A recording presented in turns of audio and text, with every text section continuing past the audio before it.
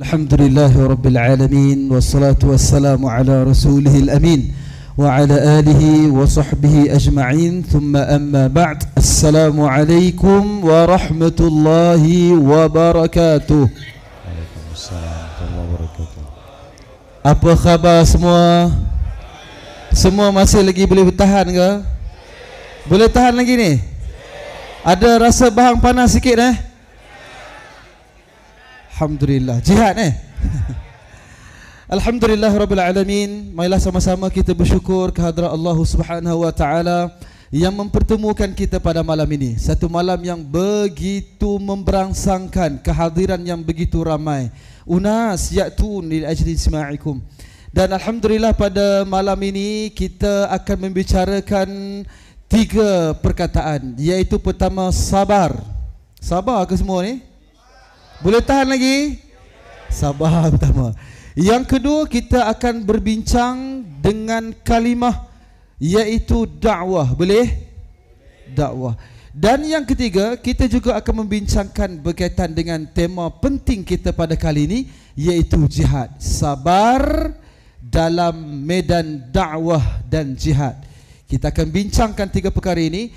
Dan bagi menampilkan pada malam yang berbahagia ini satu sosok tubuh yang tuan-tuan dan puan-puan sekalian, ikhwatil ahibba wa akhwatil fudlayat, menunggu-nunggu sosok tubuh ini.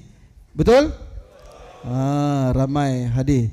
Dan beliau yang kita datangkan pada malam ini di pentas perkampungan sunnah siri ke-9 di Masjid Alwi Kangar, Perlis, Malaysia. Seorang tokoh yang kita semua kenal beliau, Ustaz Dr. Khalid Zaid Abdullah Basalamah. Seorang yang akan membincangkan tajuk yang begitu penting ini. 2 kalimah, iaitu kalimah jihad dan juga dakwah lah yang menyampaikan kepada kita pada hari ini. Usaha-usaha dakwah dan jihad menyampaikan hidayah yang akhirnya sampai kepada kita pada malam yang berbahagia ini. Kita bersama-sama hadir. Dan insya-Allah pada malam yang berbahagia ini kita akan mulakan dengan kita mendengar, memberikan perhatian yang sebaik mungkin kepada apa yang bakal disampaikan oleh Dr. Khalid Basalamah. Falyatafaddal mashkura. Jazakallah khair. Assalamualaikum warahmatullahi wabarakatuh. Alhamdulillah. Kalimat suci, kalimat mulia yang terucapkan dari lisan-lisan yang suci, yang selalu berzikir kepada Tuhannya Allah Subhanahu wa Ta'ala. 2 rangkaian kata ini, Alhamdulillah, telah dijadikan oleh Sang Pencipta Allah sebagai 2 rangkaian kata syukur, yang dengannya Allah telah benar dengan janjinya dalam surah Ibrahim, la in syakartum la azidannakum. Kalau kalian bersyukur maka pasti aku akan tambah.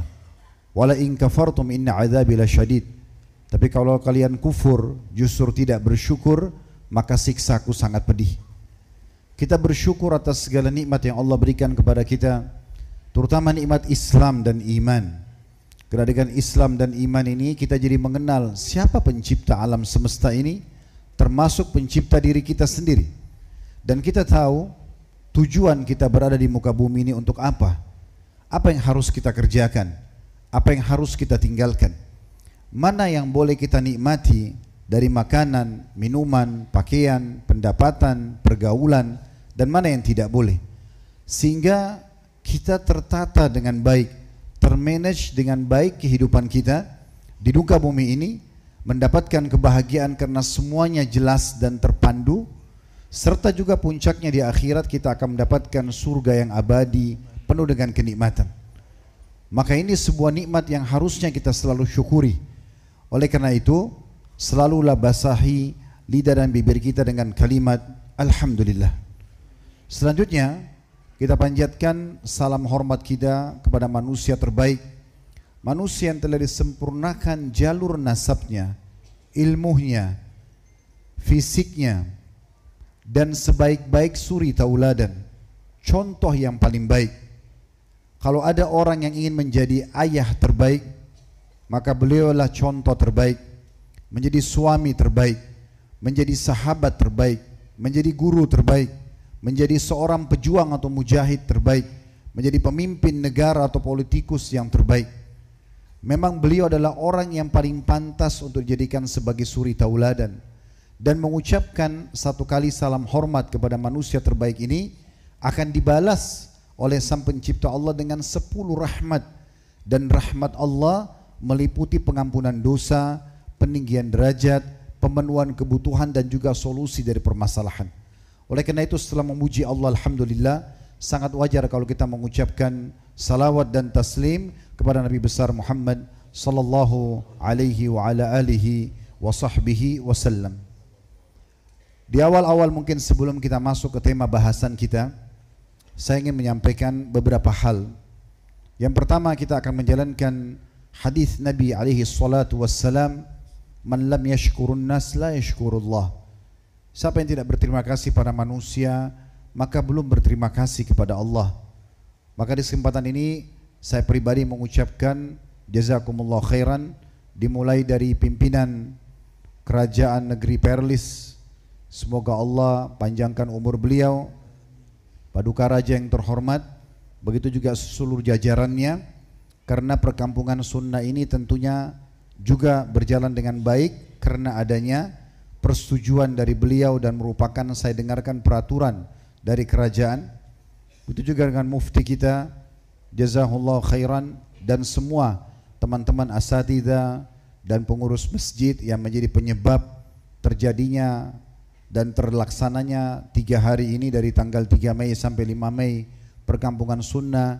Ilmu demi ilmu kita dengarkan dari pagi sampai malam hari. Semua ini tentunya kebaikan di jalan Allah subhanahu wa ta'ala. Semoga Allah jadikan ini program yang terus berjalan, dan juga Allah jadikan sebagai tambahan amal kepada siapa saja yang menjadi penyebab terlaksananya majlis-majlis ilmu ini. Berikut juga semua jemaah yang sudah hadir, yang sudah jauh-jauh datang, mengerahkan tenaga, energi, mengeluarkan biaya, meluangkan waktu demi untuk mendengarkan. Qala Allah, qala Rasul. Allah telah berfirman, Rasulullah sallallahu alaihi wasallam telah bersabda.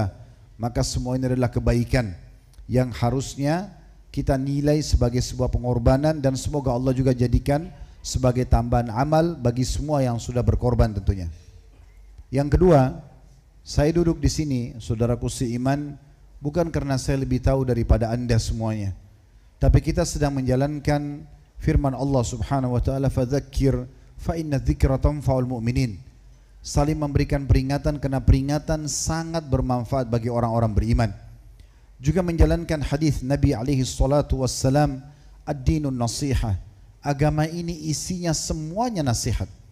Dan juga para sahabat Nabi ridwanullahi alaihim, setiap kali mereka bertemu, walaupun hanya berpapasan selepas sholat saja, subuh mereka bertemu, mungkin duhur mereka bertemu, asar mereka bertemu, maghrib dan isya juga begitu.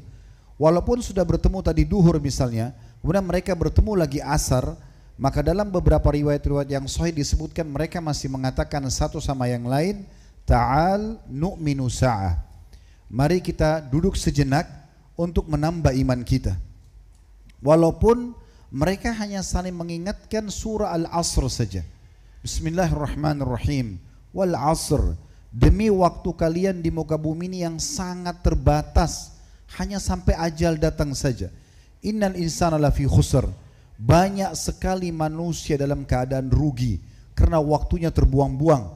Mereka tidak sadari kalau mereka akan meninggal dan akan diminta pertanggungjawaban di hadapan Allah hari kiamat. Illa ladina amanu wa amilus solihat, kecuali orang-orang yang beriman dan beramal saleh.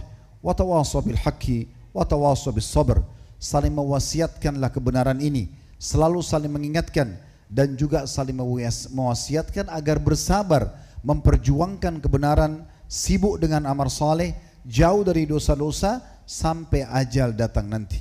Kemudian mereka berpisah karena pentingnya kita selalu mengingatkan. Mungkin saat ini iman kita lagi naik, tapi belum tentu besok mungkin iman kita bisa berkurang karena pergaulan, karena pekerjaan, karena lingkungan, karena cuaca, atau apa saja. Maka kita harus saling mengingatkan satu sama yang lain. Juga saya akan menjalankan hadis Nabi SAW. Salah satu hak muslim terhadap muslim yang lain, idza stansahaka fansah lahu. Kalau seandainya engkau diminta untuk memberikan nasihat, maka berikanlah nasihat. Jadi tidak lebih daripada itu, saudaraku seiman. Kita duduk di sini sama-sama kita belajar, bukan karena saya lebih tahu, tapi untuk menjalankan perintah Allah dan juga Rasulnya Muhammad sallallahu alaihi wa ala alihi wa sahbihi wasallam. Yang ketiga, saya mengajak diri saya dan semua jemaah yang hadir di sini untuk meraih pahala yang besar dari majlis ini dengan ikhlas kepada Allah Subhanahu wa taala. Kalau tadi ada yang datang karena hanya ingin melihat rame enggak acaranya, bagus enggak bahasannya, ya, bagaimana kondisi dan keadaan, atau mungkin tadi ada pembagian makanan gratis atau apa saja kegiatan. Kalau ada urusannya dengan itu, tadi yang kita datang ke sini karena niat untuk itu, maka diubah. Niatnya karena Allah Subhanahu wa taala. Tidak ada urusannya sama sekali dengan dunia. Maka dengan itu insya Allah semua keutamaan majlis ilmu akan kita dapatkan. Ingatlah saudaraku seiman, dalam sebuah hadis yang disahihkan oleh para ulama, kata Nabi SAW, siapa yang keluar ikhlas untuk menuntut ilmu, maka dia akan mendapatkan pahala haji lengkap. Hanya dengan duduk sejenak mendengarkan wasiat dan nasihat agama, maka kita bisa mendapatkan pahala haji. Dalam hadis yang lain diriwayatkan oleh Imam Bukhari, siapa yang keluar menuntut ilmu, maka dia di jalan Allah sampai dia kembali. Belum lagi hadis Nabi SAW, sesungguhnya para malaikat menaungi para menuntut ilmu dengan sayap-sayap mereka karena ridho terhadap apa yang mereka lakukan. Dan baginda Nabi SAW mengkhususkan sebuah tempat di belakang masjid beliau dan rumah beliau, dikenal dengan Suffah, bisa menampung 300 orang, dan setiap kali ada orang mau belajar agama, beliau selalu menyambut dengan wajah yang berseri-seri. Beliau tersenyum dan mengatakan, marhaban bi talabatil ilm, selamat datang para penuntut ilmu. Agama kita agama ilmu. Tidak ada dalam Islam kebodohan, kejahilan, semuanya diperangi. Kita harus faham ya, apa saja yang diperintahkan oleh Allah, apa saja yang dilarang, mana yang boleh kita nikmati, mana yang harus kita tinggalkan. Dan itu bukan uzur pada hari kiamat kita mengatakan saya tidak tahu, karena kita bisa mempelajarinya. Apalagi di masa sekarang, handphone kita sudah menjadi perpustakaan berjalan. Kita bisa membaca apa saja, mendengarkan potongan dan nasihat ceramah dari siapa saja. Banyak orang-orang yang menggunakan untuk kebatilan, tapi kita bisa tunggangi dan gunakan untuk kebaikan. Oleh karena itu teman-teman sekalian, kita ikhlaskan niat kita. Semoga Allah mengikhlaskan niat saya dan juga semua yang hadir di sini, sehingga semua ini akan kita raih pahalanya maksimal pada hari kiamat nanti. Juga yang terakhir, mungkin yang keempat yang saya ingin sampaikan, kalau tema kami adalah sabar dalam berjihad dan dakwah, saya melihat dari pengalaman kami selama ini isi pengajian, ini ada 3 tema yang besar sekali. Sabar itu sendiri butuh satu pertemuan yang sangat panjang, menjelaskan definisinya, dalil-dalil yang memerintahkan untuk sabar, keutamaan yang bisa didapatkan, lalu bagaimana tipsnya, cara-cara agar kita bisa selalu konsisten istiqamah dalam kesabaran. Belum lagi membahas topik yang sangat luar biasa, masalah jihad. Kalau kita lihat di buku-buku fikih dan buku hadis, bab jihad ini bab yang panjang sekali. Disebutkan segala macam yang berhubungan dengan hukumnya, tentang keutamaan jihad, keutamaan ribat, kemudian jihad, kemudian mati syahid, kemudian juga hukum-hukum berhubungan dengan masalah tawanan perang, perbudakan, harta rampasan perang, dan segala macam hal, atau perdamaian juga, akad perdamaian dengan orang-orang non-muslim. Semua ini bab yang sangat panjang. Kemudian juga dakwah, sangat panjang bahasannya. Ini tidak bisa dengan sekali 2 kali pertemuan. Tetapi saya sudah izin tadi sama-sama Mufti, kalau saya tertarik sekali melihat tema jihad ini, maka saya izin saya tidak akan bahas tentang masalah sabar saja, tapi saya akan coba membahas, mudah-mudahan memperkaya khazanah ilmu teman-teman sekalian berhubungan dengan 3 hal ini yang akan kita kolaborasikan nanti insya Allah. Dan juga kita berharap tentunya ada pemerintah-pemerintah kaum muslimin selain pemerintah kerajaan Perlis yang bisa mengizinkan tema jihad dibahas dengan izin pemerintahan ini luar biasa. Terutama di masa kita sekarang. Di masa kita sekarang ini benar-benar kita sudah melupakan jihad ini. Bahkan dikumandangkan di beberapa negara-negara Islam agar tidak membahas jihad. Kalau bahas jihad berarti ini garis keras. Ini berarti orang-orang teroris dan segala macam hal. Seakan-akan mereka ingin kita menghapus ayat-ayat dan hadis-hadis jihad, menghapus bab-bab dan bahasan pendapat para ulama tentang jihad, menghapus dari buku sirah Nabi SAW tentang perjuangan beliau.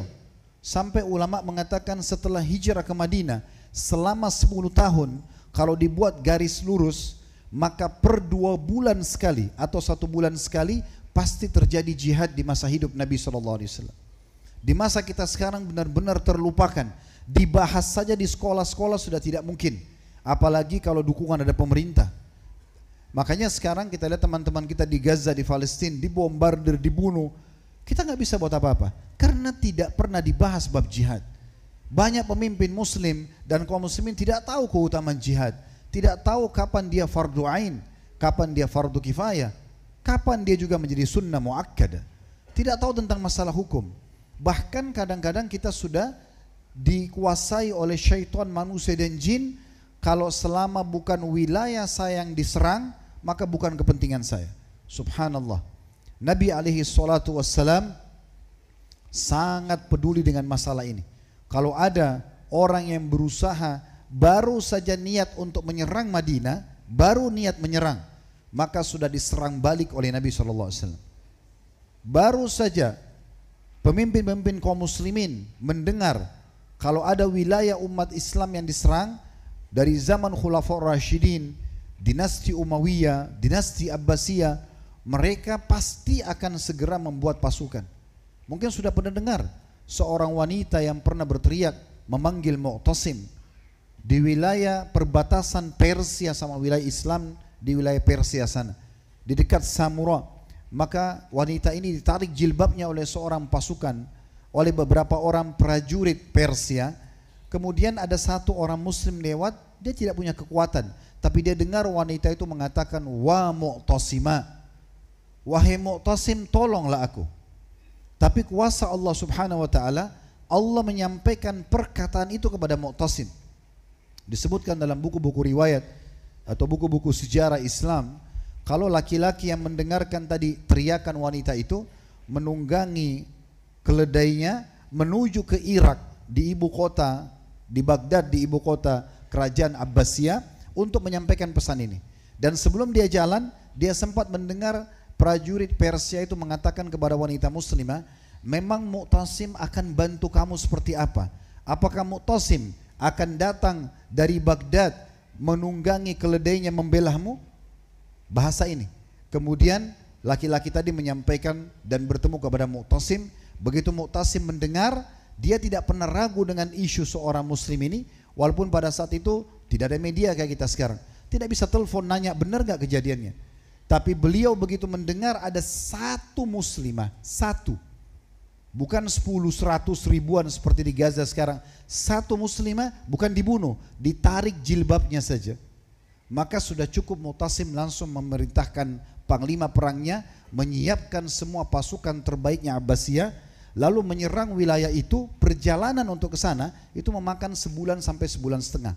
Dan Mu'tasim sengaja menunggangi keledai, karena prajurit Persia mengatakan, apakah Mu'tasim akan datang menunggangi keledai? Sengaja datang ke sana, mengepung benteng mereka selama 6 bulan. Dan pada saat itu turun salju, musim dingin, sampai beberapa prajurit mengatakan, wahai Amir Mukminin, bagaimana kalau kita, wahai raja pemimpin orang beriman, bagaimana kalau kita pulang dulu ke Irak, musim selesai salju baru kita serang kembali.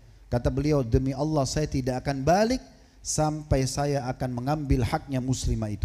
Dan akhirnya takluklah benteng orang kafir itu, dan umat Islam menguasainya setelah itu. Dan Mu'tasim memuliakan wanita tadi yang dicoreng kehormatannya itu. Begitu luar biasanya. Pernah dengar di masa Nabi SAW ada 3 suku Yahudi di Madinah? Ada Qainuqa, Nadhir dan Quraidah. Suku ini teman-teman sekalian dikeluarkan dari Madinah. Semua punya sebab-sebab. Kalau suku Nadhir karena mereka mau berusaha membunuh Nabi SAW dari atas rumah mereka waktu Nabi lagi istirahat di salah satu rumah mereka untuk dilempar batu dari atas. Wahyu datang menyampaikan, Jibril datang menyampaikan, hai Muhammad, di atas kepala kamu ada seorang Yahudi akan melempar batu dan membunuhmu. Nabi SAW pulang, kemudian membentuk pasukan mengepung suku Nadhir. Harus yang di atas rumah itu serahkan. Kalau enggak, kami akan perangi kalian. Dikepung. Mereka akhirnya tidak mau menyerahkan, tapi setelah beberapa hari mereka merasa ketakutan. Allah menjelaskan dalam Al-Quran, Allah tanamkan rasa takut dalam hati mereka karena upaya kaum muslimin untuk menyerang dan menjaga kemuliaan Islam, maka mereka menyerahkan diri dan akhirnya mereka keluar dari kota Madinah. Yang kedua Qainuqa. Qainuqa ini unik ceritanya sebab dikeluarkan. Ada satu muslimah sahabiat Nabi belanja di salah satu toko orang Yahudi. Waktu itu karena dia menggunakan hijab, dia menggunakan cadar, maka pemilik toko orang Yahudi ini meminta agar cadarnya dibuka. Tapi muslim ini tidak mau. Karena Yahudi ini licik dia, maka dia meletakkan sebuah besi tajam di tempat duduk muslimah ini sehingga pada saat berdiri tersobek bajunya dan tersingkap auratnya. Karena kejadian itu ada satu sahabat Nabi lewat di pasar itu lihat beberapa orang Yahudi di toko itu sedang menertawakan muslimah tadi tanpa banyak berpikir. Anda bisa baca sebab diusirnya Qainuqa dari kota Madinah. Sahabat ini menghenuskan pedang membunuh Yahudi pemilik toko. Enggak ada negosiasi karena sudah melakukan perbuatan mencoreng muslimah. Setelah dibunuh, kemudian orang-orang Yahudi lihat muslim ini membunuh, maka mereka mengeroyoki si muslim tadi, lalu dia terbunuh mati syahid. Muslimah tadi, perempuan ini segera pergi ke masjid melapor kepada Nabi SAW, ya Rasulullah begini kejadiannya. Apakah Nabi SAW pergi memastikan benar nggak kejadiannya? Tidak. Nabi SAW bentuk pasukan mengepung suku Qainuqa dan meminta pembunuh muslim yang di pasar serahkan.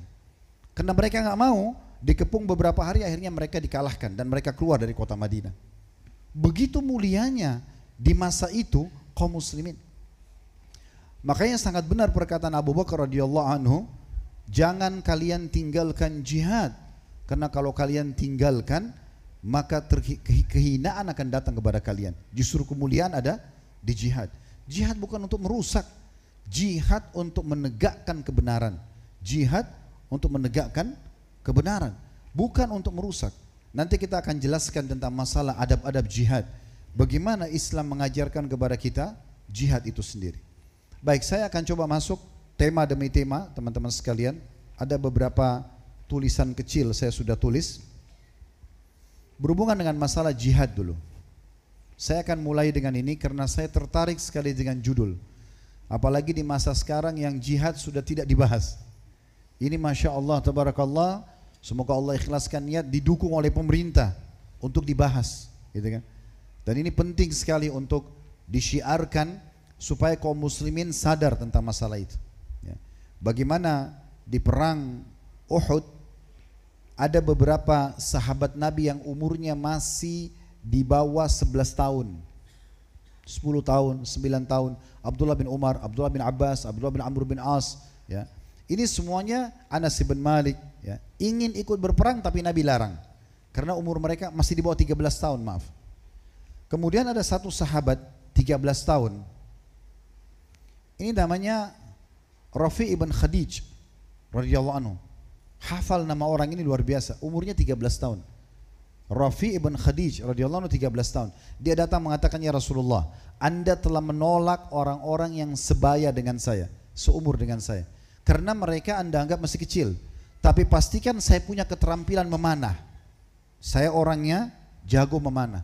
Maka pastikan saya dites dulu. Kalau tidak bisa, baru saya tidak diikutkan. Tapi saya ingin sekali ikut jihad. Kemudian Nabi SAW tes, ternyata betul. Memanahnya sangat tepat. Umur 13 tahun, Nabi izinkan ikut. Pertanyaan sederhana. Siapa yang memotivasi Rafi ibn Khadij mau berjihad di umur 13 tahun? Yang sekarang di masa kita 13 tahun itu kalau dengar suara bom aja sudah lari, dengar suara guntur sudah lari, ketakutan semuanya. Orang tuanya menanamkan jihad itu bagian daripada ibadah, dimotivasi, didorong, ayo pergi berperang. Seperti itu. Dan satu sahabat yang lain umur 13 tahun juga namanya Samurah bin Jundub radhiyallahu anhu. Samurah bin Jundub ini 13 tahun juga. Waktu dia lihat Rafi ibn Khadij diizinkan oleh Nabi SAW, dia langsung mengatakan, ya Rasulullah, Anda mengizinkan Rafi ibn Khadij, umurnya sama dengan saya, hanya karena dia mahir memanah, saya juga mahir bergulat, maka coba tes saya melawan Rafi. Kalau saya menang ikutkan saya. Maka Nabi SAW ikutkan, silakan bergulat antara Rafi ibn Khadij dengan Samurah bin Jundub. Ternyata Samurah mengarahkan Rafi, maka Samurah bin Jundub 13 tahun ikut di perang Uhud. Ini luar biasa. Bagaimana penanaman pada saat itu tentang pembelaan agama ini sangat kental di kalangan kaum muslimin. Sekarang ini hilang semuanya.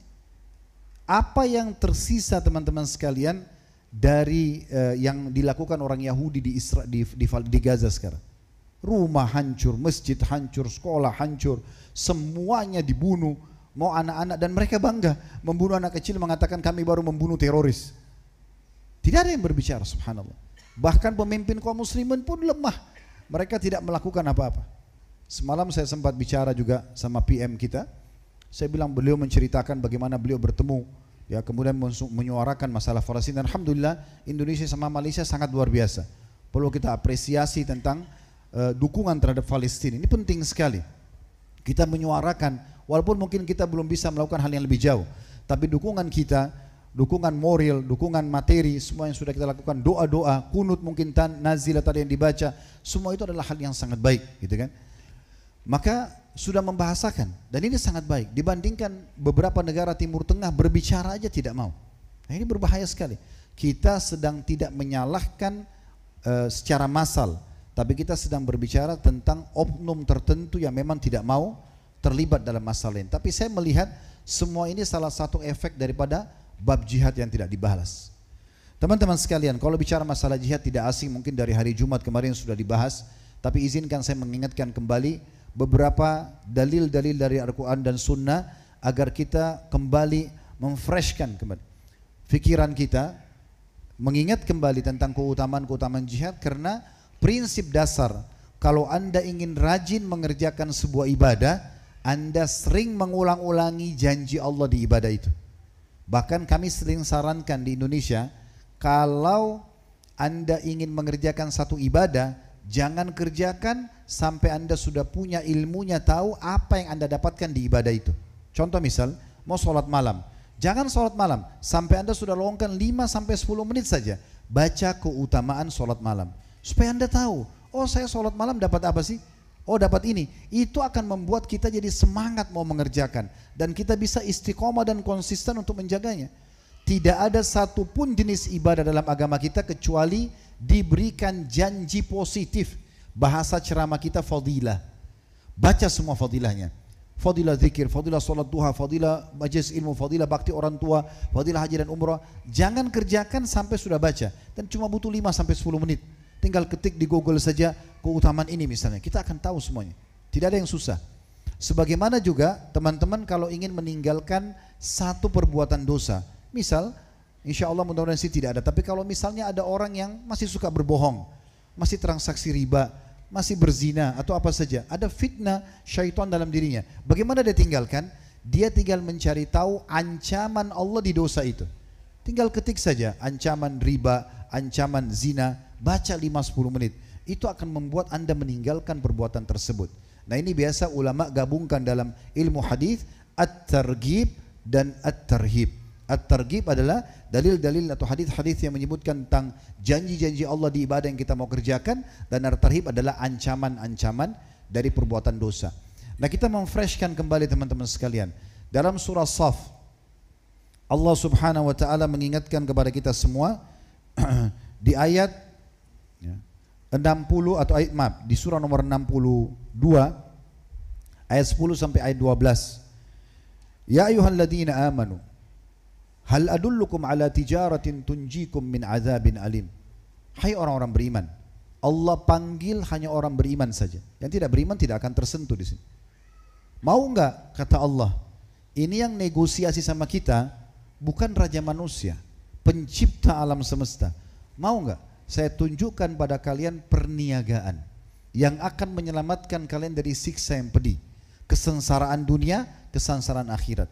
Lalu Allah sebutkan, tu'minuna billah, kalian beriman kepada Allah dulu, kemudian wa rasulih, dan beriman kepada Rasulnya, wa tujahiduna fi sabilillah bi amwalikum wa anfusikum, kemudian kalian berperang membela agama Allah ini dengan harta dan jiwa kalian.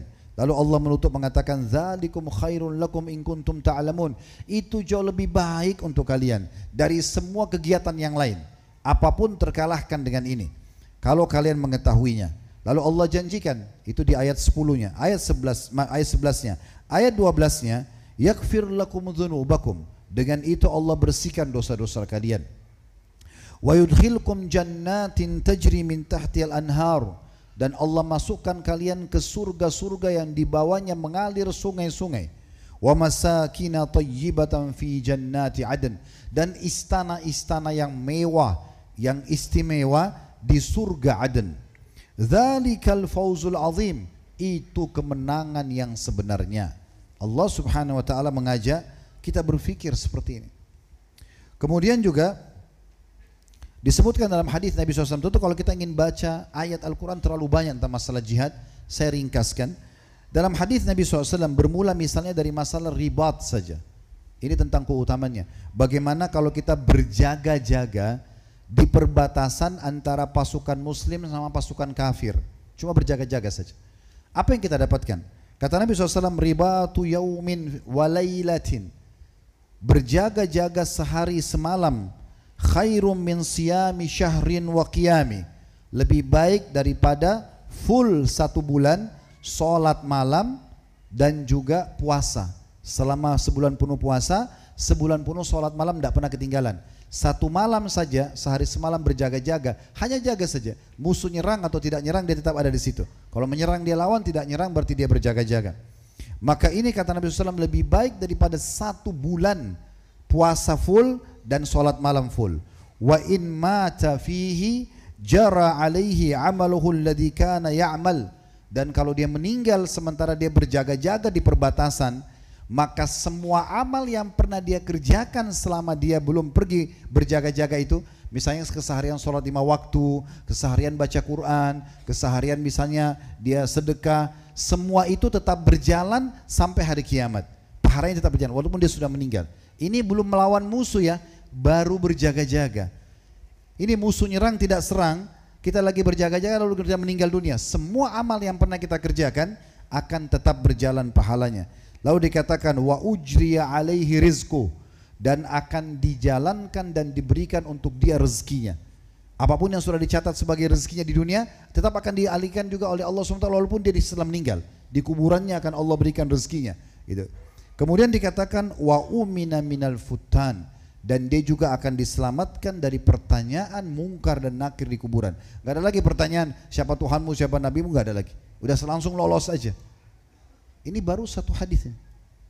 Hadis yang lain, kata Nabi SAW, yang tadi itu hadis sahih riwayat Imam Muslim, ribatu syahrin khairum min siyami dahrin.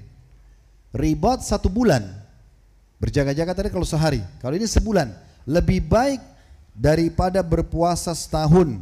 Waman mata murabitan fi sabilillah, dan siapa yang meninggal sementara dia berjaga-jaga di perbatasan peperangan, umina minal faza'il akbar, dia akan dijaga dari ketakutan pada hari kiamat nanti, yang Allah gambarkan dalam surah Al-Hajj, surah nomor 20 dalam Al-Quran. Bagaimana pada saat itu anak-anak kecil menjadi tua, perempuan yang hamil bisa melahirkan, karena dahsyatnya keadaan mahsyar pada saat itu. Dia akan selamat dari itu, tidak ada sama sekali yang dia rasakan.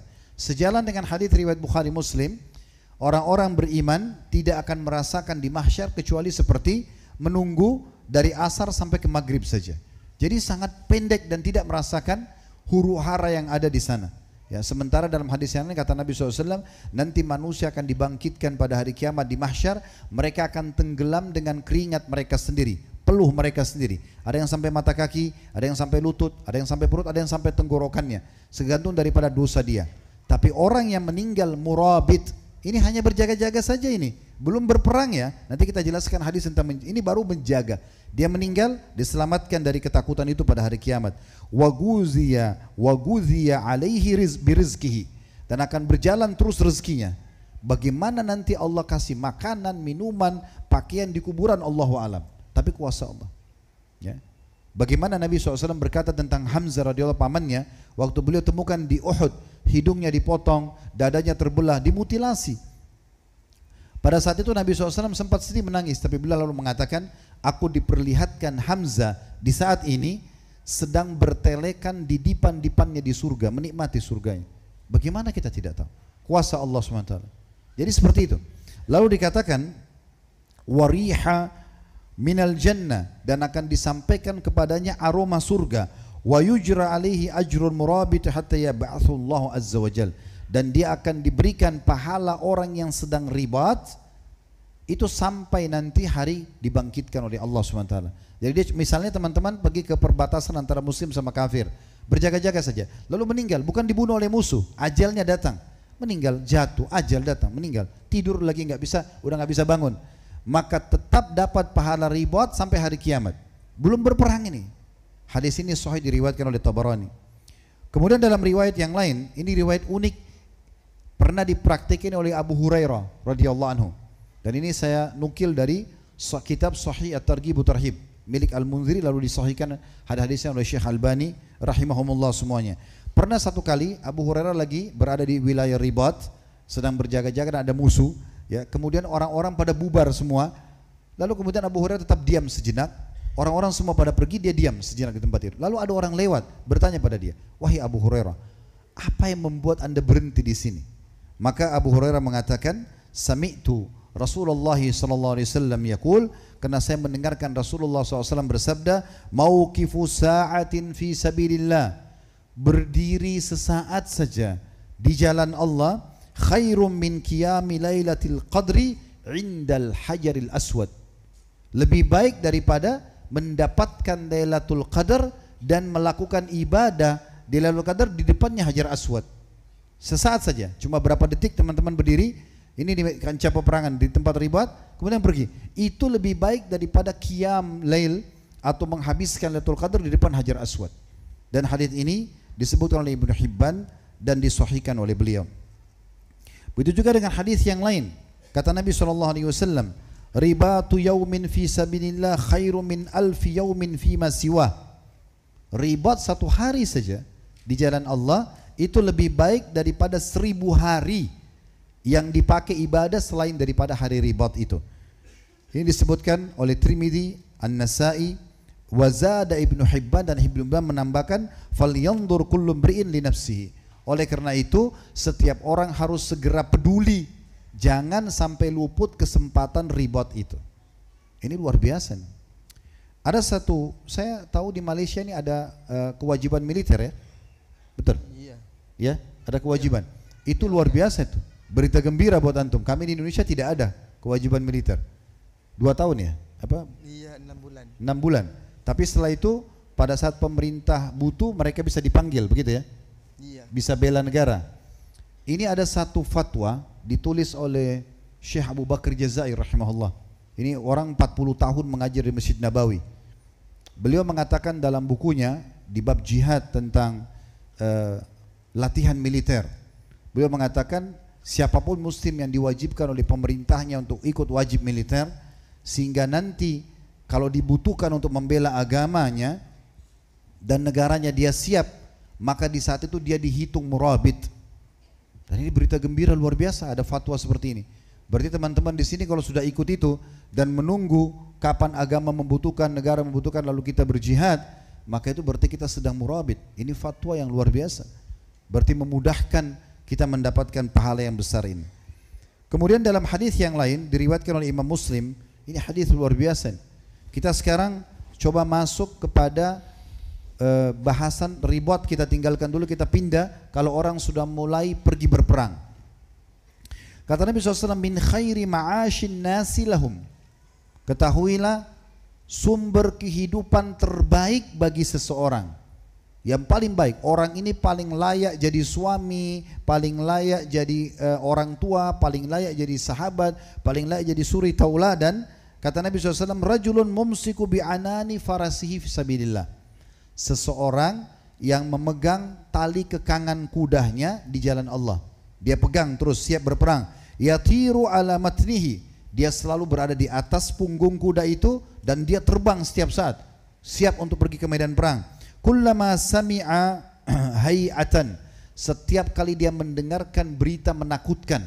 Kan Gaza itu berita menakutkan ya, dibom, dihancuri. Setiap mendengarkan berita yang menakutkan, au faz'atan, atau sesuatu yang mengejutkan, tara alaihi yabtagil qatla awil mauta madhannahu. Maka dia segera pergi ke sana khusus untuk dibunuh atau dia mati di sana. Ini manusia terbaik kata Nabi SAW. Manusia terbaik orang yang sibuk memegang tali kekangan kudanya, dia cuma tinggal tunggu. Di mana ada berita yang menakutkan untuk mati perang, dia langsung ke sana. Duluan. Dia duluan ke sana, tujuannya hanya untuk dibunuh, bukan untuk rampasan perang, bukan untuk nama baik, enggak ada. Untuk mati. Targetnya adalah mati kata Nabi SAW. Dan hadits ini diriwayatkan oleh Imam Muslim. Kemudian juga dalam hadits Al-Baihaqi, dan ini disahihkan juga, khairun nasi manzilatan rajulun ala matni farasin yukhiful adu wa yukhifuna. Ketahuilah seseorang yang paling baik kedudukannya dan bisa dinilai orang yang paling baik, orang ini paling sempurna adalah orang yang berada di atas punggung kudanya, maka dia pergi untuk menakut-nakuti musuhnya atau mereka menakut-nakutinya. Syaitan seringkali teman-teman menakut-nakuti kita. Seakan-akan kita kalau pergi berperang, nanti bagaimana istri kamu, nanti bagaimana anak kamu, nanti bagaimana pekerjaan kamu, nanti kalau kamu luka bagaimana. Ini semua omong kosong, waswas syaitan. Kalau ajal kita datang, kita akan mati di waktu itu, di tempat itu. Gak mungkin tidak. Lalu kenapa harus takut? Orang kalau mati, mereka hanya merasakan satu saja, yaitu sakaratil maut. Sakaratil maut, nggak ada yang lain. Kalau ada orang ditabrak kereta, mungkin Indonesia bilang kereta api ya, kereta cepat. Di sini apa? Tren ya. Jadi kalau orang ditabrak dengan tren, kepalanya hancur. Ada orang yang naik pesawat, plane kemudian meledak. Ada orang yang di kapal laut tenggelam, dimakan ikan, badannya tidak ditemukan. Sama orang mati di atas ranjang, sama saja. Di mata kita yang sedang hidup, oh ini seram sekali, kepalanya hancur. Oh ini badannya kebakar. Oh ini badannya diikat. Itu orang yang mati nggak rasa lagi, nggak rasa lagi. Dalam hadis Bukhari disebutkan orang kalau meninggal hanya dua keadaannya, mukmin atau kafir. Kalau orang mukmin akan datang kepadanya tiga sosok malaikat. Dua malaikat rahmah kasih sayang membawa kain kafan dari surga. Yang satu malaikat maut di ubun-ubun kepala yang mengatakan, hai jiwa yang baik, keluarlah kepada pengampunan Tuhanmu. Maka kata Nabi SAW, ruhnya keluar lebih mudah daripada keluarnya air dari mulut kendi. Jadi sangat mudah sekali. Kemudian dipegang oleh malaikat rahmat, dibungkuskan kafan dari surga, dibawa ke langit. Lalu Allah berfirman, catatkan hambaku termasuk penghuni surga, kembalikan dia di dunia, di sana saya ciptakan, di sana pula saya akan bangkitkan. Atau orang kafir, tiga malaikat datang, dua kiri kanannya malaikat penyiksa bawa kain kafan dari neraka, di ubun-ubun kepalanya malaikat maut akan mengatakan, hai jiwa busuk, kembali kepada kemurkaan Tuhanmu. Maka ruhnya berantakan di tubuhnya, tidak mau keluar. Maka malaikat menarik dengan keras. Ya ibaratnya kata Nabi SAW seperti bulu domba yang dibasahkan, dililitkan di pohon berduri, kemudian ditarik dengan keras. Berantakannya seperti apa? Nah seperti itu kurang lebih ruh orang-orang kafir. Belum sesaat keluar, ditangkap oleh malaikat penyiksa, dibungkuskan kafan dari neraka, lalu dibawa ke langit. Allah berfirman, catatkan hambaku termasuk penghuni neraka, kembalikan dari dunia, di sana saya ciptakan, di sana pula saya akan bangkitkan. Jadi tidak ada lagi orang yang mati itu, aduh kepala saya meledak, kangen saya. Yang teman-teman di Gaza itu sekarang, mereka lagi senyum di surga.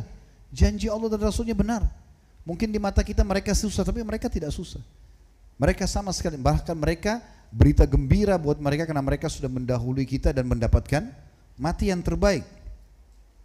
Kemudian hadis lain, mata yang berjaga-jaga di jalan Allah Subhanahu wa taala adalah mata yang paling mulia dan mata yang tidak akan disentuh oleh api neraka. Dalam sebuah hadis dengan sanad hasan sahih diriwayatkan oleh Tabarani, kata Nabi SAW, ainani la tamassuhuman naru abada. Dua mata yang tidak akan pernah disentuh oleh api neraka selamanya. Sekali saja dikerjakan, tidak akan kena api neraka selamanya. Lalu disebutkan ainun batat taqla'u fi sabilillah. Mata yang berjaga-jaga di jalan Allah. Dia tidak tidur malam hari karena berjaga-jaga. Jangan sampai musuh menyerang. Wa ainun bakat min khasyatillah. Dan mata yang pernah meneteskan karena nangis kepada Allah. Hal-hal yang diperintahkan seperti ini teman-teman sekalian, juga dianjurkan agar kita saling dukung-mendukung. Kalau kita tidak bisa pergi, kita dukung orang yang pergi. Kalau ada orang yang pergi, keluarganya ditinggal, kita biayai keluarganya. Itu bagian daripada agama. Disebutkan dalam hadis yang sahih riwayat Bukhari Muslim, man jahaza gazian fi sabilillah faqad gaza. Siapa yang telah menyiapkan pasukan perang, maka seperti dia sudah berperang walaupun dia tidak sempat pergi, ya. Kemudian kata Nabi SAW, wa man khalafa ghazian fi ahlihi bi khairin faqad gaza. Dan siapa yang mengurus keluarga orang yang sedang pergi berjihad dengan baik, dia penuhi makanannya, minumannya, pendidikannya, maka sama saja pahalanya, dia juga ikut berperang. Dia juga ikut berperang. Jadi kita disuruh dukung-mendukung. Kemudian teman-teman sekalian, ada hadis yang lain juga mulia sekali. Hadis ini diriwayatkan oleh Abu Dawud, Tirmidzi dan Ibnu Majah dan dinyatakan hadisnya sahih. Kata Nabi SAW, man qatala fi sabilillahi fuwaqa naqatin. Siapa yang berperang di jalan Allah, ukurannya, takaran waktunya itu hanya seperti perahan susu unta. Ini sama ya bahasanya ya. Jadi kalau unta diperah susunya, dari perahan satu ke perahan yang kedua, waktunya cuma hitungan detik kan? Iya. Ya. Ini kata Nabi SAW, siapa yang berperang di jalan Allah, cuma ukuran perahan susu satu ke susu yang kedua unta. Sebentar sekali, cuma hitungan detik. Man qatala fisabilillah fuwaqa naqatin faqad wajabat lahul jannah. Allah telah mewajibkan surga untuknya. Detik saja. Hadir kemudian pergi. Misal, sudah dapat surga. Wa man sa'ala Allah al-qatla min nafsihi sadiqa. Dan siapa yang memohon kepada Allah agar benar-benar pada saat dia mati itu, matinya benar, mati syahid, jujur, thumma mata au qutil, kemudian dia mati biasa, bukan mati di medan perang, atau dia dibunuh tapi bukan di medan perang, fa inna lahu ajru syahid, dia akan mendapatkan pahala orang yang mati syahid. Wa man juriha jurhan fi sabilillah au nukiba nakbah, siapa yang terluka sedikit saja di jalan Allah, fa innahu taji'u yaumal qiyamati ka'azari ma kanat launuha launuz za'faran wa rihuha rihul misk. Maka dia akan datang hari kiamat, lukanya yang tadinya kecil jadi lebih besar, warnanya seperti za'faran, warna kekuning-kuningan, dan baunya lebih wangi dari bau kasturi. Itu hanya luka kecil. Dan kalau teman-teman juga ya, yang misalnya masih berpikir, sekarang kan kita tidak bisa ke Palestina, kita gimana caranya ya supaya dapat keutamaan itu? Niat, innamal a'malu binniyat, tapi tulus dari hati, betul-betul mau kalau Allah berikan kesempatan hadir, gitu kan? Hadir di medan perang itu. Karena kata Nabi SAW dalam hadis yang sahih diriwayatkan oleh Al-Hakim, man sa'alallaha syahadata mukhlisa, siapa yang minta kepada Allah mati syahid tulus dari hatinya, betul-betul berharap kalau terjadi medan perang, saya mau berperang gitu ya, saya mau mati syahid, atahullahu ajra syahid, Allah akan berikan dia pahala orang mati syahid, wa in mata ala firashi, walaupun dia mati di atas ranjangnya. Kemudian dalam hadis yang lain juga tentang keutamaan yang diriwayatkan An-Nasai dengan sanad sahih, keutamaan orang yang sempat ikut melempar sesuatu, lempar batu, lempar panah, tombak, kalau sekarang peluru, apa saja, lempar ke musuh, kena atau tidak kena musuh, dapat pahala. Kata Nabi SAW dalam hadis sahih ini, man syaba syaibatan fil Islam, siapa yang beruban, rambut putih atau jenggotnya putih dalam Islam, kanat lahu nuran yaumal qiyamah, akan menjadi cahaya yang terang untuknya hari kiamat. Wa man rama bisahmin fi sabilillah, siapa yang melempar satu anak panah di jalan Allah, fabalaga bihil adu aw lam yablugh, sampai ke musuh atau tidak sampai ke musuh, kana lahu ka'itqi raqabah, pahalanya sama dengan bebasin satu orang budak. Wa man a'taqa raqabatan mu'mina, dan siapa yang bebaskan seorang budak mukminah, kanat fida'uhu minan nari udwun bi'udwin, maka sama pahalanya dengan setiap anggota tubuhnya dibebaskan dari api neraka sesuai dengan orang yang dia bebaskan tadi. Dan kalau kita mau bahas ini, keutamanya banyak sekali, tapi saya memilih beberapa hadis-hadis ini. Baik, bagaimana caranya agar pahala bisa tetap kita dapatkan? Yang pertama butuh ikhlas, teman-teman sekalian. Kalau satu waktu Allah bukakan kita pintu jihad, maka butuh ikhlas. Ikhlas berarti murni karena Allah, tidak ada harapan pujian dari manusia. Teman-teman yang masih kadang-kadang dibisikin syaitan untuk riya karena mau dipuji oleh manusia, apa yang Anda kejar? Pujian manusia yang sepanjang lidahnya, kamu hebat ya, kamu soleh ya, kamu dermawan ya, terus dapat apa? Badan kita tambah gemuk? Hah? Atau kita tambah tinggi? Atau harta kita jadi banyak? Gak ada yang didapat. Lalu untuk apa riya? Untuk apa pamer sama orang, untuk apa? Gak ada manfaatnya. Sementara Nabi SAW mengatakan al-yasiru minar riya syirik. Sedikit riya sudah syirik, batal ibadah itu. Makanya syaitan selalu kalau kita lagi ibadah yang pertama ditawarin riya. Cara menipisnya bagaimana? Kita harus ikhlas kepada Allah SWT. Memang karena kita ingin mencari pahala. Perhatikan hadis yang sangat sensitif dalam masalah ini. Hadis diriwayatkan oleh Abu Daud dan An-Nasai. Dari hadis Abu Umamah radhiyallahu anhu, beliau mengatakan, ja'a rajulun ila Rasulillah sallallahu alaihi wasallam. Telah datang kepada Nabi SAW seorang laki-laki, faqal, berkata, ara'aita rajulan gaza yaltamisul ajra wadh-dhikra ma lahu. Ya Rasulullah, ada orang pergi berperang, dia ingin cari pahala, ikhlas karena Allah, tapi diikuti sedikit dengan popularitas, supaya dibilang dia pahlawan, dia jagoan, dia hebat, tapi dia ingin cari pahala juga. Apa dia dapat pahala? Faqala sallallahu alaihi wasallam, la syai'a lahu, tidak ada pahala baginya. Dan orang itu mengulangi, fa'ada thalath marrat, dia ulangi sampai 3 kali, tetap Nabi SAW mengatakan yang sama. Lalu Nabi SAW bersabda, la syai'a lahu, tidak ada apa-apa untuknya. Thumma qala, inna Allah la yaqbalu minal amali illa ma kana khalisan wabtughiya bihi wajhu. Ketahuilah Allah tidak akan menerima amal kecuali yang ikhlas dan berharap wajah Allah. Jadi kalau kita keluar mengerjakan apapun, setiap bisikan syaitan, kamu dipuji oleh orang, kamu lihat oleh orang, a'udzubillahi minasyaitonir rajim. Selama teman-teman tidak mengiyakan bisikan syaitan, berarti tidak riya. Karena pasti syaitan akan lintaskan di semua ibadah kita riya, karena ini pamungkas bagi dia. Ini senjata yang paling kuat bagi syaitan. Karena kita kalau sholat, dia bisikin, itu orang di sebelah kamu ada yang sedang lihat, ada yang sedang puji. Kalau kita ikutin pikiran itu jadi riya. Batal semua ibadah itu. Sepanjang apapun ayat Al-Quran kita baca, selama apapun kita berdiri, tetap batal. Tapi kalau kita tidak ikutin, tetap a'udzubillahi minasyaitonirrajim, tetap lanjutin ayat, maka tidak kena riya. Ibarat orang kalau menawarkan satu produk ke teman-teman, beli ini, beli itu, Anda tidak pernah hiraukan, Anda tidak mau ajak ngomong dia, tidak tawar-menawar, maka aman kan? Nah seperti itu, syaitan kalau menawarkan, selama kita tidak mengiyakan, tidak batal ibadah. Itu cara yang paling efektif. Karena kalau sedikit saya terganggu ikhlas, tidak diterima, rugi. Teman-teman di sini lama duduk begini, sudah panas dan segala macam, kemudian riak saja, sedikit saja.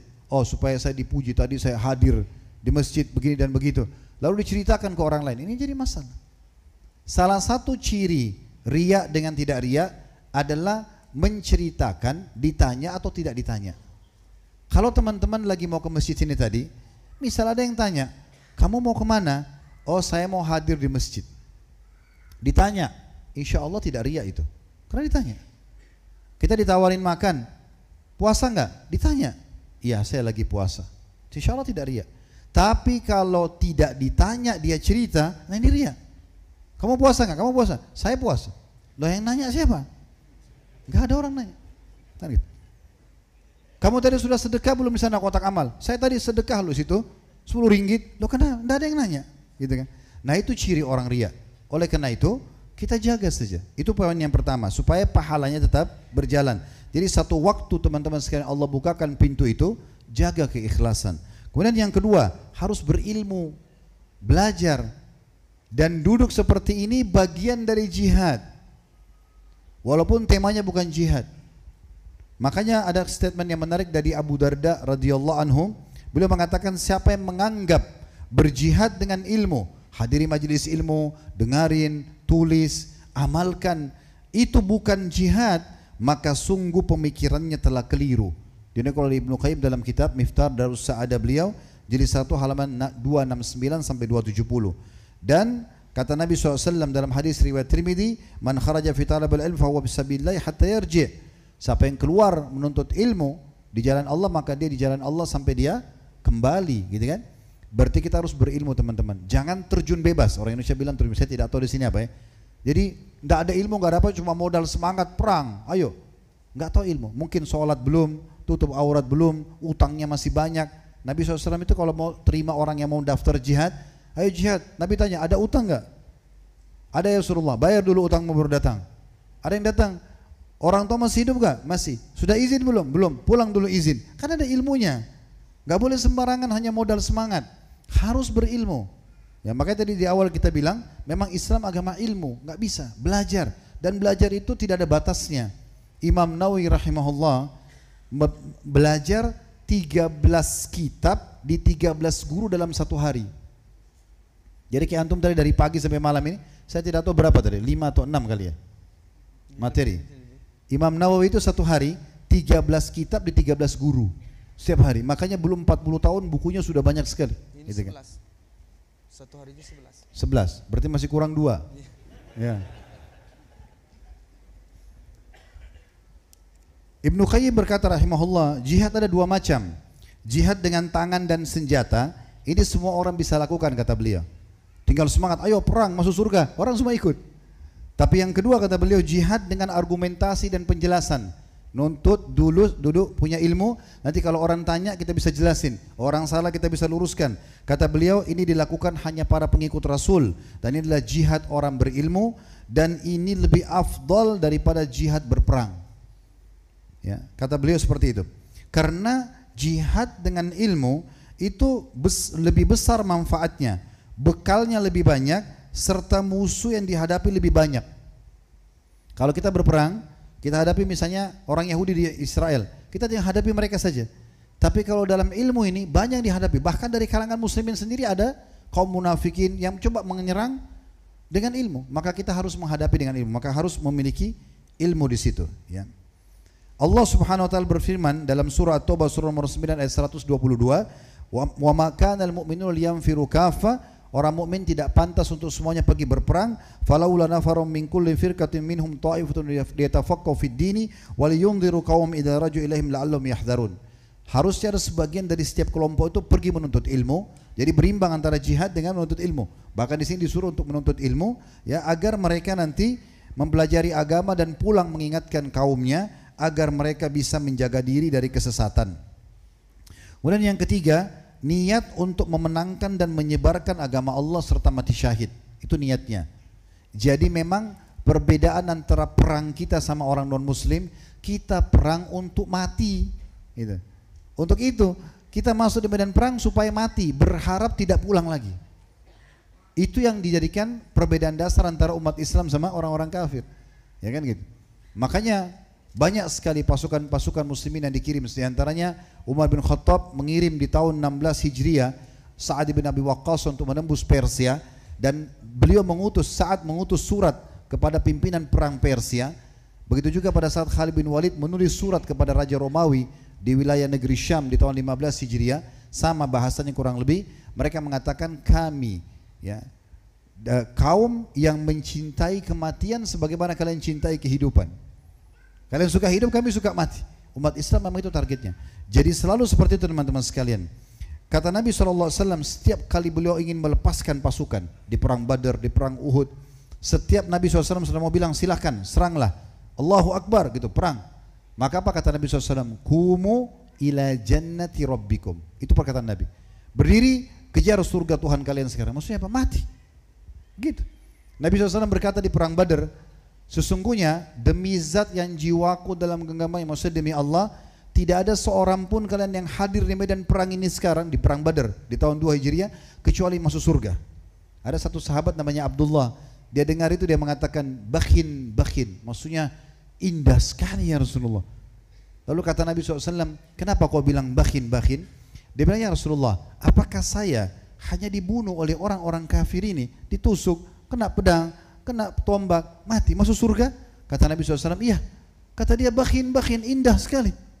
Lalu Nabi SAW lepaskan pasukan. Rupanya dia masih pegang 2 butir kurma. Dia niat mau makan dulu. Pas sementara dia makan, dia pikir kalau saya tunggu kurma ini masih lama. Dilempar sama dia, masuk medan perang sampai terbunuh. Emang itu targetnya. Dan subhanallah, Allah subhanahu wa ta'ala hanya memilih yang mati syahid ini orang yang paling ikhlas. Kalau teman-teman masuk medan perang, saya kayaknya nggak mau mati dulu. Nggak mati itu, tenang aja. Iya, karena yang mati itu yang mau mati. Dan selalu kata para ulama dalam sejarah jihad, tahun 2 Hijriah perang Badar, tahun 3 Hijriah perang Uhud, perang Khandaq, ya. Di tahun 5 Hijriah perang Khaybar di awal tahun 6, kemudian Fathi Makkah tahun 8, kemudian perang Hunain, perang Tabuk. Kalau diakumulasi semua ini, jumlah orang mati syahid lebih sedikit daripada mujahidnya. Di perang Badar 314 pasukan muslim yang mati 60. Di perang Uhud 700 pasukan muslim yang mati cuma 70. Padahal bayangkan teman-teman, di saat itu pedang sama pedang. Kan orang lebih mudah mati ya, dibandingkan sekarang orang dari jauh tembak mungkin kena mungkin enggak. Tapi ini kalau depan mata, seperti dulu masa-masa penjajahan, ya kita melawan musuh, itu kan pedang sama pedang. Itu kematian 99% bisa. Tapi subhanallah yang meninggal lebih sedikit. Kenapa? Karena orang yang ikhlas saja yang Allah pilih. Memang dia mau betul-betul mati, dia ingin mati. Nah itu targetnya. Ini poin nomor 3 yang penting. Dan kalau teman-teman sekalian kita berhasil masuk untuk memerangi atau mengalahkan satu wilayah non muslim, atau kita membela wilayah Islam, ini berita gembira juga untuk para pejuang-pejuang kita dulu ya. Pejuang yang membuat Malaysia merdeka, yang membuat Indonesia merdeka, ini kedudukan mereka sangat luar biasa. Karena Ibnu Qayyim berkata begini, kurang lebih terjemahannya, tidak diragukan lagi bahwa siapapun yang berjihad dan menjadi penyebab tersebarnya Islam atau mempertahankan wilayah kaum muslimin, mereka akan panen pahala seluruh kebaikan atau amal soleh muslimin di wilayah tersebut, walaupun para mujahid itu sedang dalam rumah atau sudah meninggal dunia. Sekarang semua umat Islam di seluruh Malaysia ini, di seluruh Indonesia, itu dipanen pahalanya oleh para pejuang-pejuang kita dulu. Yang lawan Inggris di sini, yang lawan Belanda di Indonesia, semua itu masjid yang dibangun, puasa Ramadan, haji, ini mereka panen semua. Kenapa? Karena mereka yang buat kita merdeka. Itu besarnya pahala luar biasa. Saya waktu merenungi perkataan ini, saya pertemukan dengan bagaimana Umar bin Khattab itu di masa beliau dari tahun 13 sampai 23 Hijriah, 10 tahun beliau berkuasa. Kan Nabi SAW dari tahun 1 sampai tahun 11 Hijriah, Abu Bakar 11 sampai 13, Umar 13 sampai 23, Utsman itu 23 sampai 37, Ali 37 sampai 40. Di zaman Umar 10 tahun ini, teman-teman sekalian, di situ hampir setengah dunia dikuasai oleh umat Islam. Tahun 15 Hijriah, beliau kirim Abu Ubaidah bin Jarrah dan Khalid bin Walid menembus Persia, menembus negeri Syam, takluklah Palestina. Yang dulu kan satu negara namanya Syam, sekarang 4 negara, Lebanon, Syria, Jordania dan Lebanon, Syria, Palestina dan Jordania. 4 negara ini dulu namanya negeri Syam. Takluk. Kemudian masuklah ekspansi Islam sampai ke Turki. Setelahnya nanti. Kemudian tahun 16 Hijriah beliau kirim pasukan dipimpin Sa'd bin Waqqas untuk menembus Persia, wilayah timurnya Jazirah Arab, Irak, Iran, Afghanistan, sebagian besar wilayah Rusia, itu takluk di tangan muslimin di masa itu. Tahun 20 Hijriah itu beliau utus Amr bin As untuk menembus baratnya Jazirah Arab, Mesir. Terbukalah Afrika Utara, Mesir, Tunis, Jazair, Maroko, kemudian terus sampai sebagian Afrika menyebar. Berapa banyak pahala beliau ini, gitu. Karena beliau yang kirim-kirim pasukan dan akhirnya masuk Islam semua itu. Seluruh wilayah ini akan dipanen pahalanya oleh Umar radhiyallahu anhu. Ini luar biasa. Kemudian orang yang mati syahid juga teman-teman sekalian, dalam hadis riwayat Tirmidzi dan Abu Daud, kata Nabi SAW, disyahidi indallahi sittu khisal. Orang yang mati syahid akan mendapatkan 6 perkara sekaligus. Yang pertama, yukfar lahu fi awwali daf'atin wa yara maq'adu minal jannah. Begitu dia mati, pertama darahnya netes, maka di saat itu akan diampuni semua dosanya serta akan diperlihatkan tempatnya di surga. Yang kedua, wa yujaru min adzabil qabr, akan diselamatkan dari siksa kubur. Yang ketiga, wa ya'manu min fazalil akbar, akan diselamatkan dari ketakutan pada hari kiamat. Yang keempat, wa yudu ala ra'si tajul wiqar. Nah, hari kiamat akan diberikan mahkota yang sangat indah, mahkota kemuliaan, al yaqutatu minha khairu minad dunya wa ma fiha. Satu batu yakut permatanya lebih baik daripada dunia dan seluruh isinya. Yang kelima, wa yuzawwaju ithnataini wa sab'ina zawjatan min hurin 'ain, dinikahkan dengan 72 bidadari. Dan yang keenam, wa yushaffa'u fi 70 min aqaribih, dan dia akan memberikan syafaat 70 keluarganya. Tinggal tunjuk, kamu ikut saya. Yang penting dia muslim bisa ditunjuk. Itu luar biasa, 70 orang dia berkorban satu saja. Hampir semua sahabat yang pernah saya baca ceritanya, kisah tentang Abdullah bin Mas'ud, kisah tentang Ka'ab bin Malik, kisah beberapa sahabat Nabi yang Sa'ad bin Ubadah, ya, Sa'ad bin Ubadah dan Abdullah bin Mas'ud yang pernah saya dengar baca riwayatnya, yang riwayat sahih, waktu mereka sakit keras, istrinya sempat nangis, anak-anaknya sempat nangis. Waktu Nabi SAW tanya, kenapa kalian nangis? Mereka bilang apa? Bukan karena Sa'ad sakit, bukan karena Abdullah bin Mas'ud sakit. Mereka mengatakan, kami berharap agar Sa'ad, ini keluarganya Sa'ad, yang keluarganya Abdullah bin Mas'ud, dan kami berharap Abdullah mati bukan di sini tapi di medan perang, supaya bisa berikan kami syafaat. Begitu mereka harapannya. Jadi mati syahid ini luar biasa, menyerupai target yang luar biasa. Dan sebagai penutup di poin ketiga tentang masalah bagaimana supaya amal jihad diterima, selain ikhlas, selain berilmu, juga bagaimana menjadikan mati syahid sebagai target utamanya. Kalau ada yang mengatakan, tapi kan nanti takut juga kalau kena pedang, kena senjata. Apa kata Nabi SAW?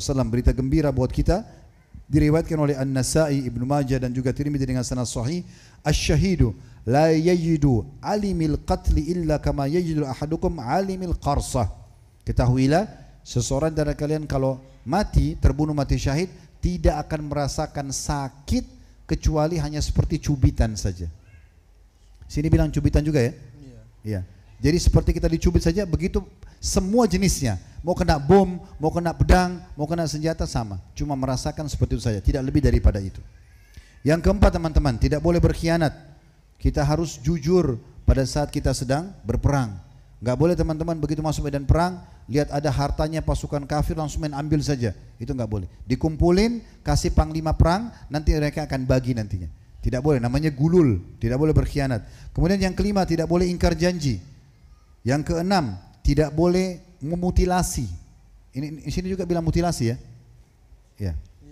Ya, motong kuping, potong hidung, dicungkil, itu nggak boleh dalam Islam, mutilasi namanya. Yang ketujuh, tidak boleh membunuh anak-anak. Yang kedelapan, harus mengajak Islam. Bila mereka menolak, baru mereka bayar jizyah. Jika mereka nolak, baru mereka diperangi. Semua ini masuk, 5 poin ini masuk dalam sebuah hadis. Kata Nabi SAW, Ugzu bismillahi fi sabilillah. Berperanglah kalian dengan menyebut nama Allah dan di jalan Allah. Qatilu minal man kafara billah. Perangi semua orang yang kufur kepada Allah. Ugzu wala tagullu. Berperanglah tapi jangan berkhianat. Kemudian yang kedua, wala taqdiru, dan jangan kalian ingkar janji. Yang ketiga, wala tumathilu, jangan kalian mutilasi. Yang keempat, wala taqtul walidan, dan jangan kalian bunuh anak-anak kecil. Wa idza laqita aduwwaka minal musyrikina fad'uhum ila 3 khilal. Kalau kau bertemu dengan musuhmu orang-orang musyrik, maka tawarkan satu dari 3 hal dulu. Fa in ajabuka faqbal minhum wa kuffa anhum. Kalau mereka menolak salah satu dari 3 ini, maka tahan tanganmu, jangan perangi mereka. Tsumma du'uhum ila tahawuli min darihim ila daril muhajirin. Kalau mereka terima Islam, maka ajak mereka supaya pindah ke wilayah kaum muslimin. Wa akhbirhum annahum in fa'alu dzalika falahum lil muhajirin wa alaihim ma alaihim. Kalau mereka ikuti itu, maka mereka akan dapat apa yang didapatkan oleh para muhajirin. Ya, di antaranya teman-teman muhajirin itu, kalau misalnya ada peperangan terjadi, mereka tidak ikut. Ya, misalnya mereka tidak ikut, maka kalau pulang pasukan bawa harta rampasan perang, muhajirin bisa mendapatkan bagian dari harta rampasan perang itu. Wa akhbirhum annahum in fa'alu dzalika fa in abau an yatahawwalu minha fa akhbirhum annahum yakununa ka'arabil muslimin. Kalau mereka nolak untuk pindah ke wilayah muslimin, maka katakanlah mereka hukumnya mirip seperti orang-orang Arab Badui di padang pasir dari kalangan muslimin. Yajri alaihim hukmullahi alladhi yajri alal mu'minin. Mengalir pada mereka peraturan-peraturan Allah. Maksudnya tetap harus sholat, yang halal bisa dinikmati, yang haram harus ditinggalkan. Wala yakunu lahum fil ganimah wal fai, tapi mereka tidak bisa dapat harta rampasan perang karena tidak mau hijrah. Fa inhum ajabuka faqbal minhum wa kaf anhum. Kalau mereka wala yakunu lahum ganimah. Baik. Fa in abau fas'alhumul jizyah. Kalau mereka nolak Islam, baru kalian tagih jizyah, upeti. Ini nanti pemerintah Islam sepakat sama pemerintah kafir bayar berapa per kepalanya. Nanti di saat itu akan ada kesepakatan. Fa inhum ajabuka faqbal minhum waqaf anhum. Kalau mereka terima itu, maka jangan perangi mereka. Fa in abau. Tapi kalau mereka menolak juga, tidak mau masuk Islam, ya, tidak mau bayar jizyah, fasta'in billahi wa qatilhum. Baru kau minta tolong kepada Allah, perangilah mereka. Yang kesembilan, tidak boleh membunuh wanita. Disebutkan dalam hadis riwayat Bukhari Muslim dari hadis Ibnu Umar radhiyallahu anhu, beliau mengatakan ujidatil mar'atu maktula fi ba'di magazi Rasulillah sallallahu alaihi wasallam fanaha Rasulullah sallallahu alaihi wasallam an qatlin nisa'i wasibyan. Ditemukan di beberapa peperangan Nabi SAW ada wanita yang terbunuh dari kalangan musuh. Maka Nabi SAW melarang untuk membunuh wanita dan juga anak kecil. Yang ke-10, menyebarkan keadilan serta menjauhi kerusakan. Jadi tidak boleh misalnya kita masuk ke satu wilayah lalu kita mengingatkan ini kan gereja Nasrani, bakar aja, nggak boleh. Nggak boleh rusak, nggak boleh tebang pohon tanpa sebab, nggak boleh bunuh hewan tanpa sebab, nggak boleh. Nggak boleh buat kerusakan. Nabi SAW melarang semua perbuatan tersebut. Ya, ini unik sekali tentang syarat-syarat dan adab berperang dalam Islam. Ya. Sebenarnya cukup banyak kisah yang berhubungan dengan masalah ini, tapi saya coba angkat sebuah kisah sebagai penutup dalam bab jihad. Kita akan pindah ke dakwah setelah ini, lalu kemudian sabar. Ada satu kisah unik terjadi di masa Umar bin Abdul Aziz rahimahullah. Beliau pernah mengutus satu panglima perang namanya Qatadah. Qatadah ini orangnya sangat mahir, sampai ahli sejarah Islam mengatakan kalau ada kembarnya Khalid bin Walid, Qatadah. Karena tidak pernah kalah dalam medan perang, orangnya pemberani, gitu kan. Dia yang banyak membawa pasukan muslimin menyerang wilayah-wilayah orang non-muslim. Intinya, satu hari pernah Qatadah menyerang satu wilayah namanya Samura di wilayah Persia sana. Tapi uniknya Qatadah tidak menawarkan Islam, jizyah dan lalu peperangan. Qatadah langsung mengepung lalu menyerang mereka sehingga mereka kalah. Ada satu utusan, waktu itu wilayah itu, satu wilayah itu semuanya dikuasai oleh para raja-raja mereka itu penyihir. Selain raja juga penyihir mereka. Maka mereka dengar kalau umat Islam ini punya peraturan dalam syariat mereka, kalau mau memerangi satu wilayah harus tawarkan Islam dulu, kalau menolak baru kemudian jizyah, kalau menolak baru kemudian diperangi. Tapi ini kan kita diperangi langsung. Lalu mereka cari satu orang di wilayah itu yang bisa bahasa Arab, disuruh datang ke negeri Syam, di Damaskus tepatnya ibu kota dinasti Umayyah pada saat itu, untuk meminta keadilan. Subhanallah, datang orang itu 2 bulan perjalanan dari Samura ke sana, ketemu sama Umar bin Abdul Aziz. Dan uniknya waktu dia ketemu, dia gak tahu. Dia masuk ke sebuah masjid, lalu dia bilang, di mana caranya saya mau ketemu sama raja yang terhormat Umar bin Abdul Aziz? Kata seorang muslim di masjid itu, kalau kau mau ketemu, saya perlihatkan. Diajak ke sebelah masjid, ada satu rumah dari tanah liat, tanah biasa, bukan bangunan yang mewah. Ada satu orang yang jenggotnya sudah putih, dia lagi membetulkan dindingnya yang rusak. Kemudian dilihat, lalu orang muslim ini mengatakan, itu raja kami Umar bin Abdul Aziz. Dia bilang, raja kalian tidak ada pengawal, tidak punya istana? Dia bilang, tidak ada. Tapi kau akan temukan keadilan. Lalu dia sampaikan, saya datang dari negeri jauh, dari Samura, negeri kami diserang oleh panglima perang anda namanya Qatadah, tanpa kami ditawarkan Islam, tanpa kami ditawarkan jizyah, tiba-tiba kami diperangi. Umar bin Abdul Aziz mengambil sebuah kertas, kulit dari pada saat itu, tulis dari Umar bin Abdul Aziz Amir Mukminin kepada panglima perang Qatadah sekaligus hakim yang ditunjuk di Samura pada saat, tapi tidak disebutkan namanya dalam buku ini. Kemudian dikatakan bahwa lihatlah perkara penduduk Samura, kalau memang betul apa yang dikeluhkan oleh mereka, maka keluarkan pasukan muslimin dari wilayah Samura, kemudian tawarkan mereka kembali Islam, baru kemudian jizyah, kalau mereka tolak baru kalian perangi. Distempel pakai cincinnya, kemudian disuruh bawa kertas ini. Orang itu nggak percaya. Ini mau dikasih ke siapa? Kasih ke hakim dan panglima Qatadah. Ini panglima perang yang sangat ditakuti pada saat itu. Orang ini karena dia lihat keajaiban itu, dia bawa surat itu. Dan sebelum dia tinggalkan negeri Syam, dia sempat masuk Islam orang itu karena suka dengan Islam. Dia pergi ke sana, lalu kemudian dia bawa kertas itu, surat kulit itu, tanpa dia percaya Ini benar nggak sih akan terjadi? Masa pasukan Islam disuruh keluar setelah menguasai wilayah? Lalu surat itu dikasih kepada hakim. Hakim membaca, melihat ada stempelnya raja pada saat itu Amir Mukminin Umar bin Abdul Aziz. Lalu dia bilang, dipanggil semua muslimin kumpul di masjid. Ada masjid sudah dibangun pada saat itu. Kemudian dipanggillah raja-raja penguasa Samura dari penyihir-penyihir itu, dan Qatada didatangkan. Lalu kemudian mulailah hakim bertanya, wahai Qatada, ada surat datang dari Amir Mukminin menunjukkan informasi bahwasanya Anda menyerang wilayah ini tanpa menawarkan Islam, jizya, kemudian Anda tiba-tiba perangi. Apa benar? Maka kata mereka, benar. Kata si Qatada, betul. Kenapa Anda lakukan itu? Karena saya melihat Samura ini wilayah terbesar di wilayah ini. Kalau saya taklukkan, semuanya yang lain takluk. Ditanya, kata hakim sebentar, ditanya para penyihir-penyihir, apakah kalian merasa seperti itu? Dia bilang, iya, kami yang mengutus anak muda yang bertemu dengan raja Anda. Dan memang kami enggak ditawarkan Islam, enggak ditawarkan jihad, lalu kami diperangi. Lalu kata hakimnya apa? Disebutkan dalam buku-buku sejarah, hakimnya ini orangnya kecil sekali badannya. Qatada seorang yang sangat kekar. Dia berdiri, hakim lalu mengatakan, saya putuskan semua pasukan muslimin wajib keluar dari wilayah ini. Keluar semua. Laki-laki, perempuan, semua pasukan keluar. Berada di perbatasan, tawarkan dulu mereka Islam. Setelah itu kalau mereka tolak jizyah, setelah itu baru kita perangi. Waktu diputuskan itu, raja-raja yang penyihir ini tidak percaya.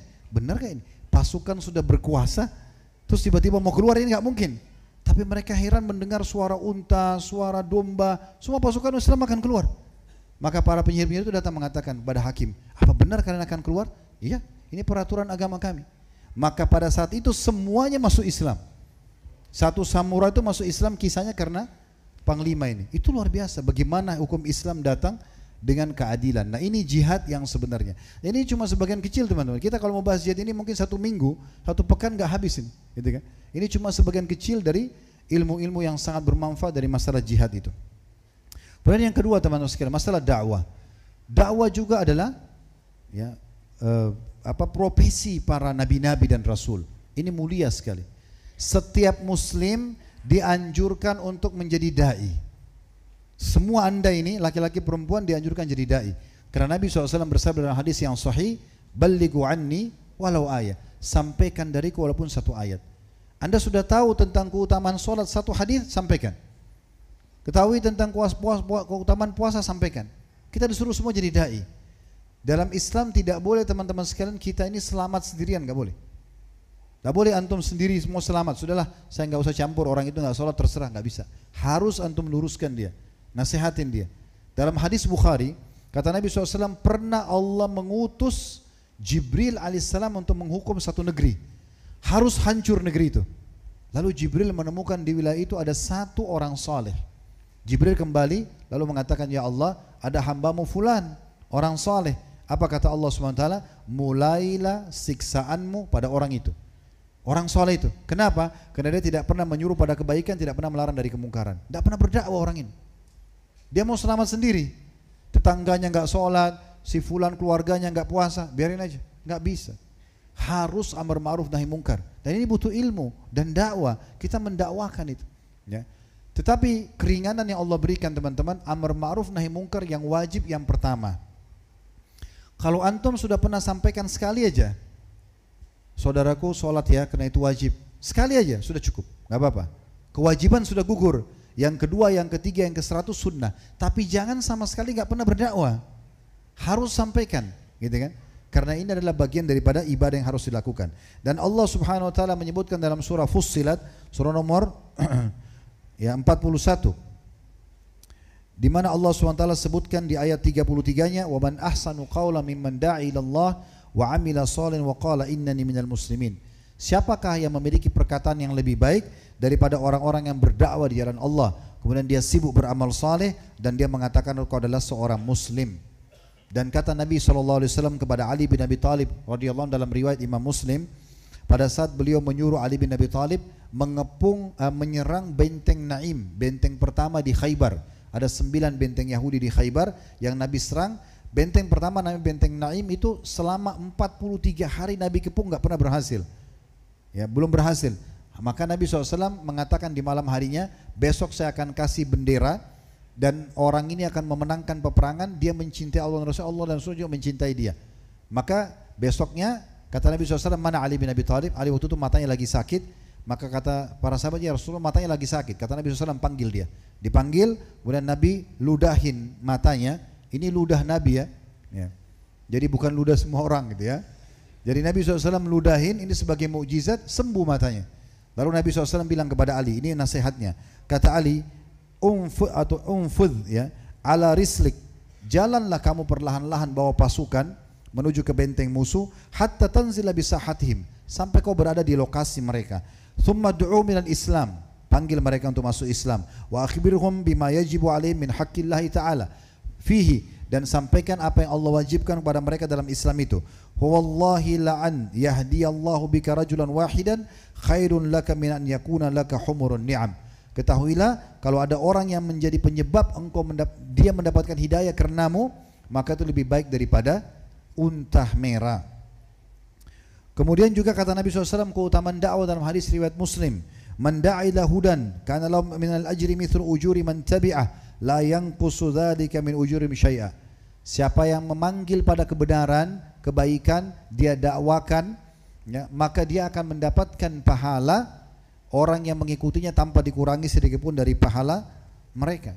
Jadi kita punya keutamaan, punya kewajiban untuk mendakwakan, dan kalau kita mendakwakan maka semenjak orang itu ikutin kita akan dapat pahalanya. Jadi ini bagian daripada dakwah. Ya, jadi jihad punya perintah yang sangat besar dan keutamaan besar, dakwah pun sama. Dan agar dakwah itu bisa berjalan teman-teman sekalian, kita harus ikhlas juga, sama tadi ya, karena Allah SWT tidak ada niatnya hanya untuk dipuji misalnya, ya hanya untuk popularitas dan yang sejenisnya. Karena hadis tadi sudah kita sebutkan, innallaha la yaqbalu amalan illa ma kana khalisan liwajhi, Allah tidak akan terima amal kecuali yang ikhlas karenanya. Yang kedua, ilmu yang cukup dan berdasarkan wahyu Al-Quran dan Sunnah sesuai dengan pemahaman para salaful ummah atau para sahabat ridwanullahi alaihim. Karena memang mereka yang hidup di masa Nabi SAW, mereka yang melihat wahyu turun, maka mereka yang lebih faham. Karena semua sekarang kelompok-kelompok Islam menisbatkan diri, saya mengikuti Al-Quran dan Sunnah, semua begitu, tapi tidak diikuti dengan sesuai dengan pemahaman para sahabat, sehingga mereka menafsirkan semua mereka sendiri, padahal para sahabat sudah menyampaikan dan turun-temurun menyampaikan tentang ilmu agama itu sendiri. Ibnu Qayyim mengatakan rahimahullah, berdakwah pada jalan Allah adalah kedudukan yang mulia, tertinggi dan utama, dan ini tidak didapatkan kecuali dengan ilmu yang cukup dan juga benar. Maka kesempurnaan dakwah dengan kesempurnaan ilmu. Jadi kita harus memiliki keikhlasan dan juga memiliki ilmu yang cukup, dan harus kita mengikuti para sahabat Nabi. Saya akan menukil di sini sebagai penutup dalam masalah dakwah, karena ini juga kalau mau dibahas cukup panjang, yaitu perkataan Abdullah bin Mas'ud radhiyallahu anhu. Beliau mengatakan, sungguhnya Allah memperhatikan hati hamba-hambanya, maka Allah mendapati hati Muhammad SAW adalah hati yang terbaik, sehingga ia memilihnya menjadi utusan dan pembawa risalahnya. Kemudian Allah melihat hati hamba-hambanya setelah Muhammad SAW, maka ia menemukan hati para sahabatnya adalah hati-hati yang terbaik, sehingga ia pun Allah memilih mereka menjadi para pendukungnya yang berperang di atas agamanya. Apa yang dipandang baik oleh para sahabat maka dipandang baik oleh Allah, dan apa yang dipandang buruk oleh mereka maka dipandang buruk juga oleh Allah. Abdullah bin Mas'ud juga berkata, dinukil oleh Ibnu Abdul Bar dalam statement yang lain, bila seseorang dari kalian ingin meneladani seseorang, maka hendaklah ia meneladani orang-orang yang telah meninggal dunia, karena orang yang masih hidup tidak terjamin ia terhindar dari fitnah, dan sebaik-baik tauladan adalah para sahabat Nabi ridwanullah alaihim, karena mereka adalah manusia yang paling mulia jiwanya dan paling dalam ilmunya. Terbukti Allah Ta'ala telah memilih mereka untuk menjadi pendamping nabinya dan menegakkan agamanya. Maka kenalilah mereka juga hak-hak mereka, dan berpegang teguhlah pada petunjuk-petunjuk mereka, karena mereka di atas jalan yang benar. Cukuplah sabda Nabi SAW, akan terpecah Yahudi dan Nasrani menjadi 71-70 golongan, dan umatku 73 golongan, semuanya akan masuk neraka dulu. Umat Muhammad SAW akan terpecah menjadi 73, semuanya masuk neraka tapi nanti masuk surga. Cuma dibersihkan dulu neraka, kecuali satu, tanpa lewat neraka. Maka sahabat sudah tanya pada saat itu, siapa mereka ya Rasulullah? Beliau mengatakan, maka ana alaihi wa ashabi, yang mengikuti apa yang aku contohkan dan juga dicontohkan oleh para sahabatku. Jadi memang kita harus kembali kepada mereka.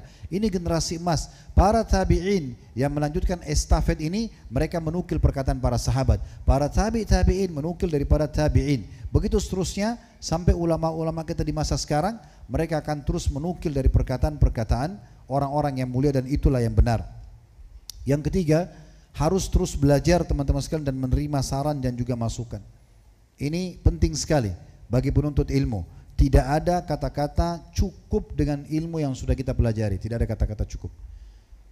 Kalau pernah dengar nama ini, namanya Abu Yusuf. Abu Yusuf ini murid utamanya Abu Hanifah. Abu Yusuf ini semasa dengan Imam Syafi'i, semasa dengan Imam Ahmad, tapi dia dikenal sebagai gurunya bahkan. Karena beliau adalah murid utamanya Abu Hanifah.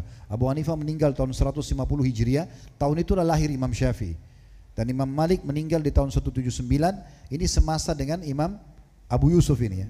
Abu Yusuf ini saking cintanya sama ilmu, di saat beliau pernah hidup, beliau pernah berselisih pendapat dengan satu temannya tentang masalah sebuah hukum dalam bab warisan.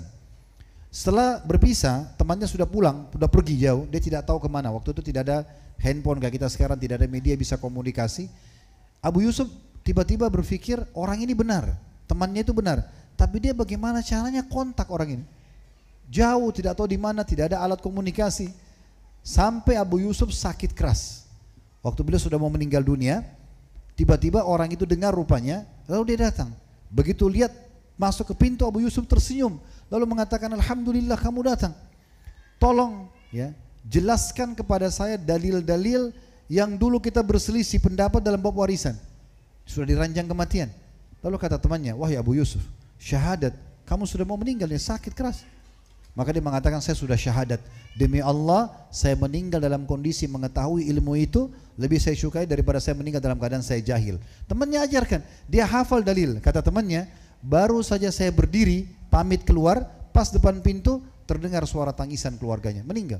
Akhir hidupnya masih belajar. Ada satu penyakit yang terjadi di kalangan para duat, dan ini penting sekali. Kalau antum sudah terjun ke jalan dakwah, tentu dengan belajar yang banyak, akhirnya jadi punya ilmu, sampaikan apa yang anda ketahui. Maka ini teman-teman sekalian, kadang-kadang syaitan masuk ke dalam diri kita dengan bab gurur, bangga dan merasa gengsi. Ya, sini bilang gengsi juga ya. Jadi dia merasa malu kalau dia harus memperbaiki kesalahan. Di Indonesia orang bilang gengsi ya. Nah, biasanya ada masalah ini dalam dai-dai ini. Mereka menyampaikan satu statement, mereka salah. Tapi untuk ego juga bisa. Jadi dia disuruh perbaiki tidak mau, minta maaf nggak mau, ini keliru. Kita kalau lihat para imam-imam kita, Imam Malik, Imam Abu Hanifah, Imam Ahmad, Imam Syafi'i, mereka pasti punya qaul qadim dan qaul jadid, perkataan lama, perkataan baru. Kadang-kadang ada fatwa yang disampaikan pada beberapa tahun yang lalu dianggap benar, sekarang ternyata salah, diperbaiki. Dan itu biasa. Harusnya kita selalu membuka diri teman-teman. Penuntut ilmu yang ikhlas itu pasti bisa menerima masukan. Bisa menerima masukan. Kalau dia temukan pendapat yang lebih benar, maka dia akan dengarkan. Abu Hurairah pernah taubat dari satu fatwa yang beliau sampaikan tentang perkara seorang wanita yang berzina. Ya, setelah dia sampaikan, Abu Hurairah mengatakan tidak ada taubat bagimu. Lalu kemudian orang itu menangis ya. Lalu terdengar oleh Nabi SAW, Nabi SAW tegur Abu Hurairah, lalu Abu Hurairah minta maaf dan kemudian memperbaiki fatwanya. Dan itu terjadi juga di zaman Umar bin Khattab, terjadi di zaman tabi'in, tabi'in, mereka banyak memperbaiki. Ini penting sekali, sehingga kita tidak menutup diri untuk selalu menerima masukan orang lain, dan pada saat ada dalil lebih kuat, kita akan selalu mengerjakan. Nah, ini kurang lebih gambaran tentang masalah dakwah. Dan yang terakhir teman-teman sekalian, kita masuk ke masalah sabar dan kita kolaborasikan dengan masalah kedua, jihad dan dakwah tadi. Sabar ini teman-teman, jadi kita perlu garis bawahi sebuah poin dulu.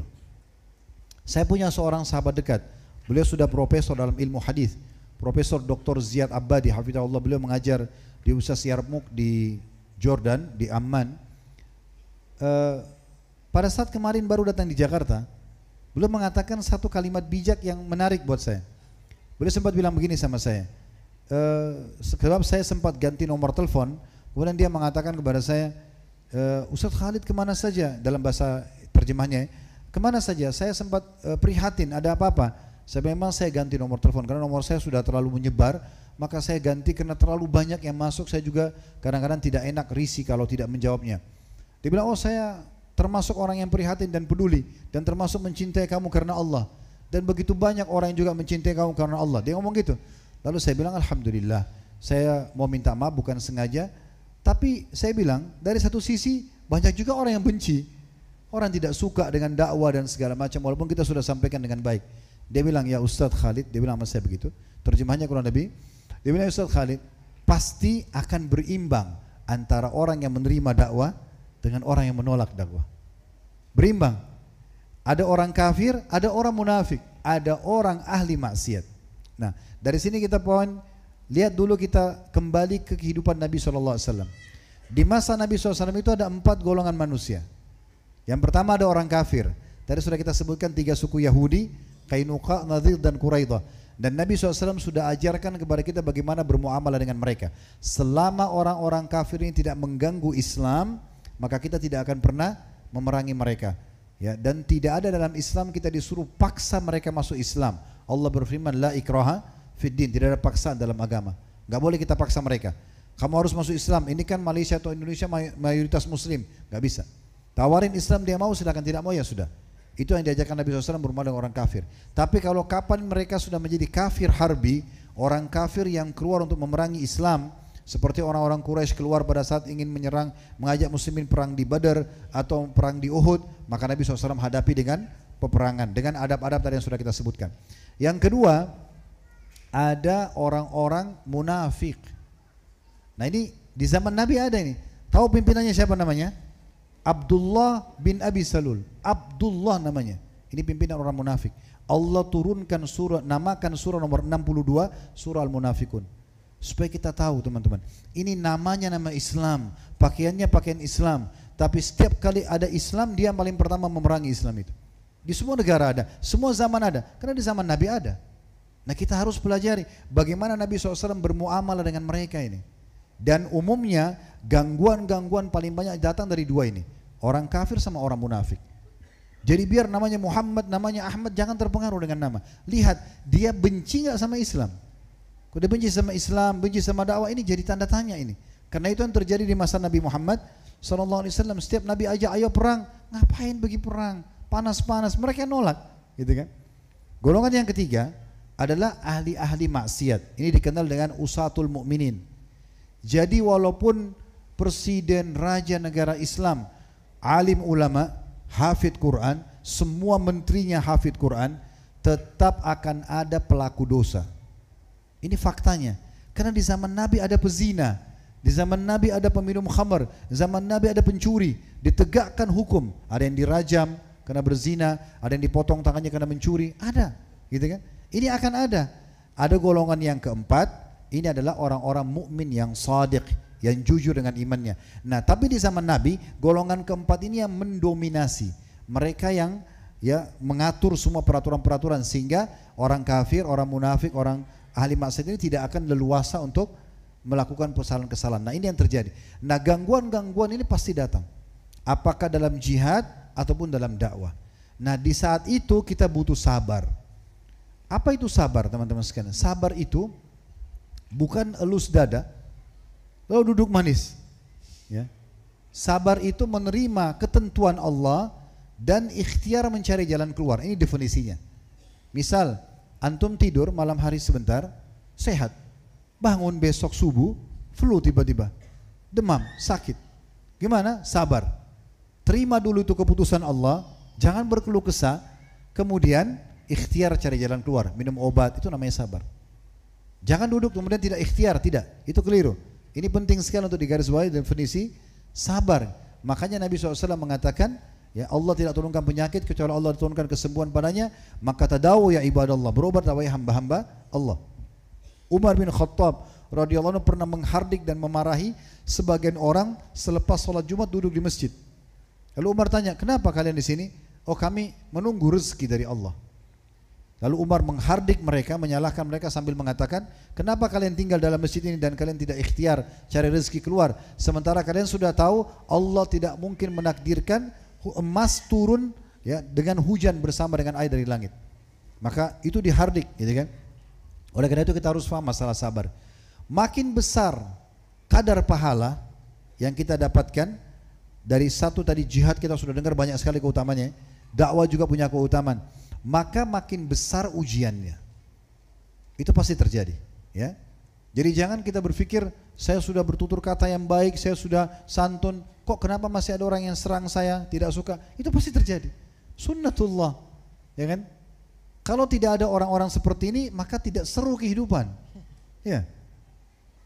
Kalau semuanya baik-baik saja, kita bosan hidup. Harus ada tantangannya. Nah, di situ kita butuh kesabaran. Dalam bab jihad kita butuh sabar. Sabar apa? Sabar meninggalkan keluarga, sabar meninggalkan pekerjaan, sabar mungkin beberapa hari nggak bisa mandi, mungkin sabar menghadapi musuh, itu butuh kesabaran. Tapi makin besar ujiannya, makin besar pahalanya. Begitu juga dengan dakwah. Kita harus menyampaikan dengan baik, dengan santun, dengan benar. Tetap ada orang yang tidak suka, itu benar terjadi. Karena di masa Nabi SAW begitu. Ya. Nabi sendiri itu difitnah istrinya beliau sama Abdullah bin Abi Salul tadi. Kisah ifk. Kalau Aisyah berzina sama Safwan, coba bayangkan, gosip ini, tidak benar, tapi dia sebarin isu tersebar satu Madinah.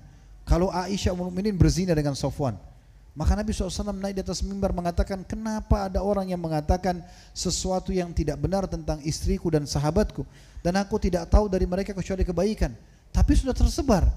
Ya, akhirnya Allah turunkan surah An-Nur membela Nabi SAW dan Aisyah, ya, sampai Aisyah mendapatkan julukan wanita yang dibela dari langit, gitu kan. Tapi ini terjadi. Pernah di salah satu peperangan Nabi SAW, pada saat itu beliau kehilangan unta, untanya hilang. Lalu Nabi SAW bilang kepada para sahabat, coba cari unta saya. Kebetulan kemah Nabi SAW dengan kemah ada satu orang dari Madinah, orang sahabat dari Ansar, orang yang mukmin. Itu kebetulan kemahnya di sebelah Nabi. Dia pemilik kemah. Dia lagi ada di kemahnya Nabi, gitu kan. Kemudian di kemah sebelah ini ada satu orang munafik yang bilang waktu dia dengar berita itu, masa ini yang mengaku sebagai Nabi, ya, kemudian untanya aja hilang, dia nggak tahu di mana. Dia sebarin isu hanya untuk menjatuhkan citra dan martabat Nabi. Maka orang-orang semua diam. Waktu pemilik dan Umar dan Nabi SAW mengatakan, telah sampai kepadaku wahyu sekarang, ada orang yang mengatakan di antara kalian, tapi Nabi adabnya nggak menyebutkan siapa orang itu. Ada orang yang mengatakan, masa ini Nabi tapi untanya aja tidak tahu di mana? Ketahuilah, saya manusia biasa dan telah turun wahyu sekarang memberitahukan untaku ada di mana. Untaku ada di lembah fulan, pergilah dan ambil untaku di sana. Maka mereka temukan unta itu. Pemilik kemah tadi ini yang ada di kemah Nabi, dia kembali.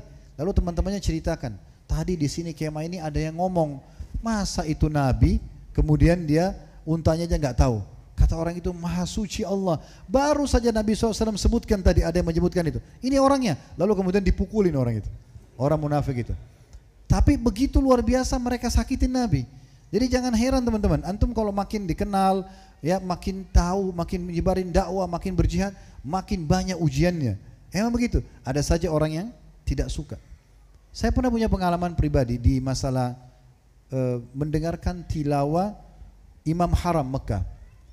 Kadang-kadang di waktu-waktu senggang untuk menambah keimanan, mencas lagi kembali, saya dengarkan tilawah mereka, terutama sholat subuh.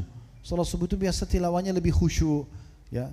Maka saya dengarkan Dr. Abdullah Juhani, hafizahullah, salah satu imam Masjid Haram yang suaranya bagus. Saya dengarkan mungkin sekitar 23 menit, setelah hampir setengah jam. Setelah dengar di YouTube, saya nggak perhatikan masalah jempol, ya, ada atas ada bawah, ya.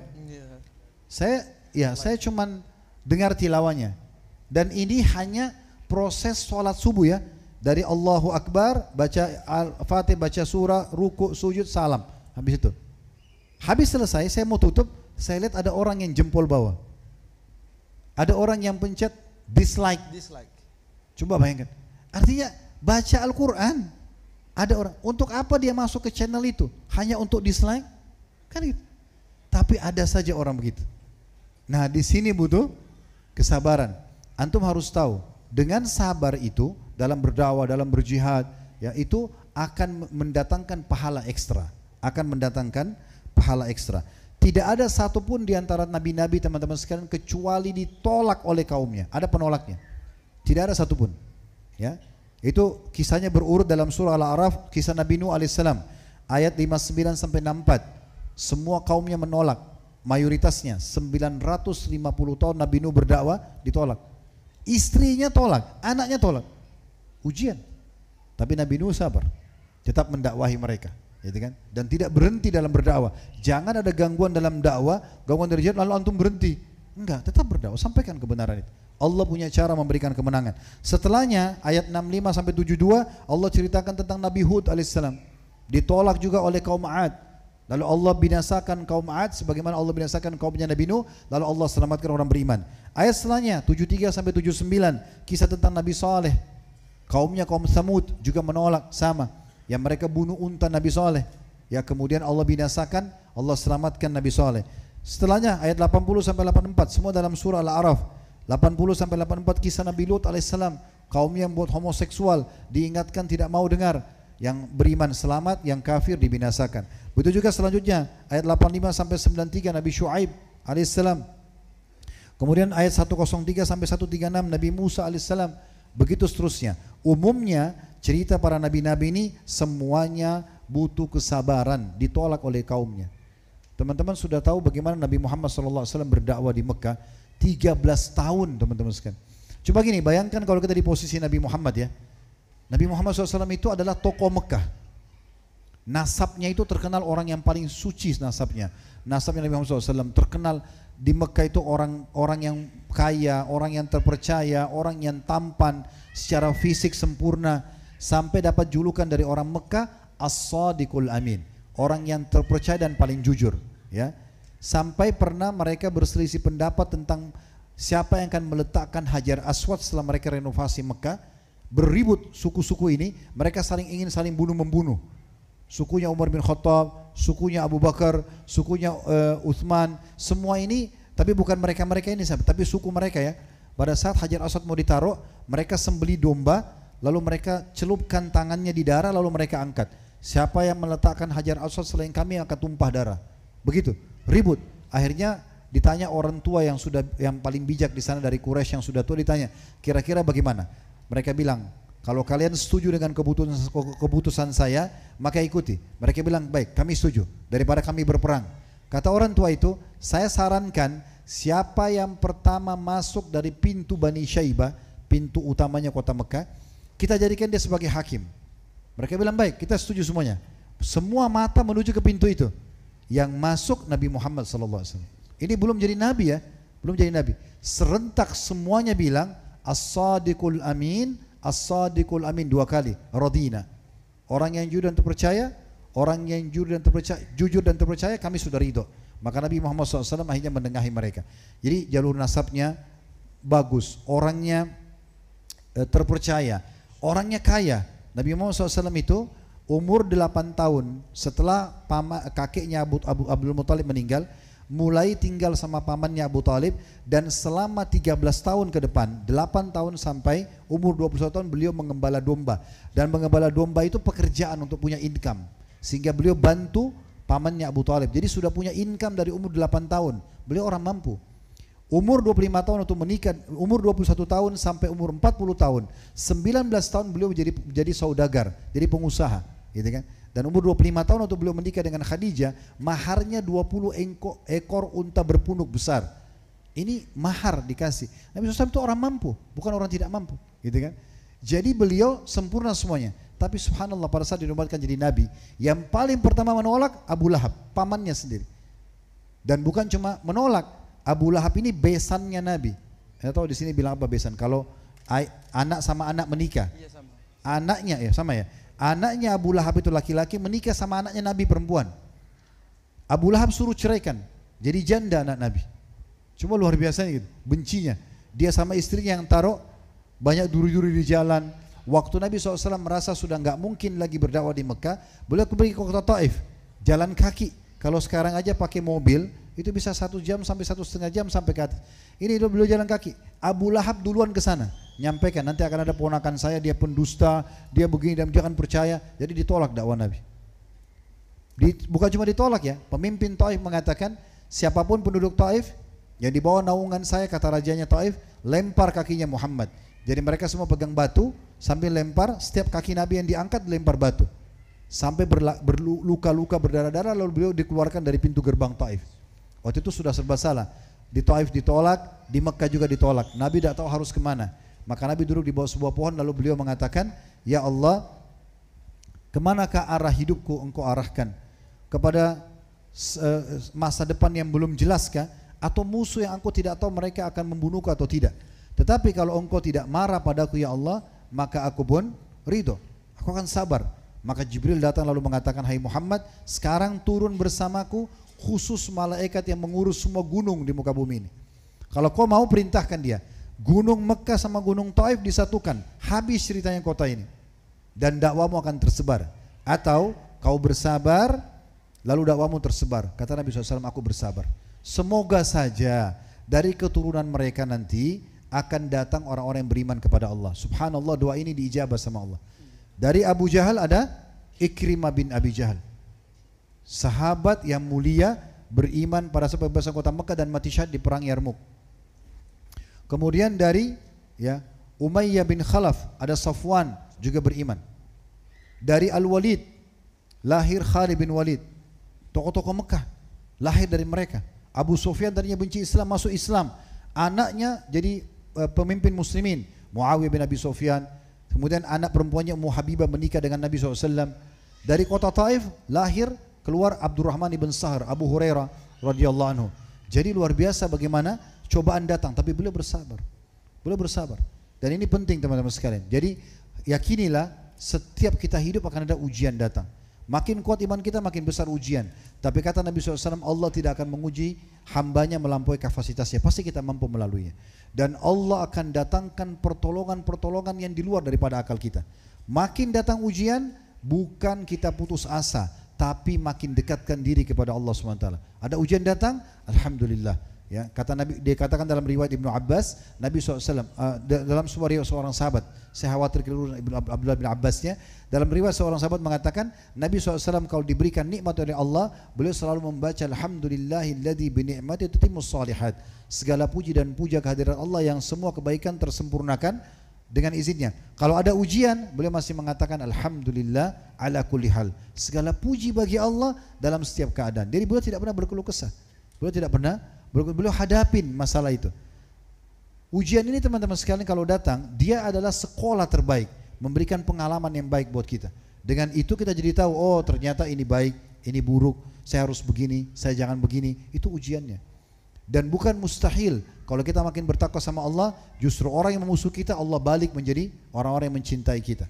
Pernah dengar kisah Thumamah radhiyallahu anhu? Sahabat ini kepala suku Hanif namanya.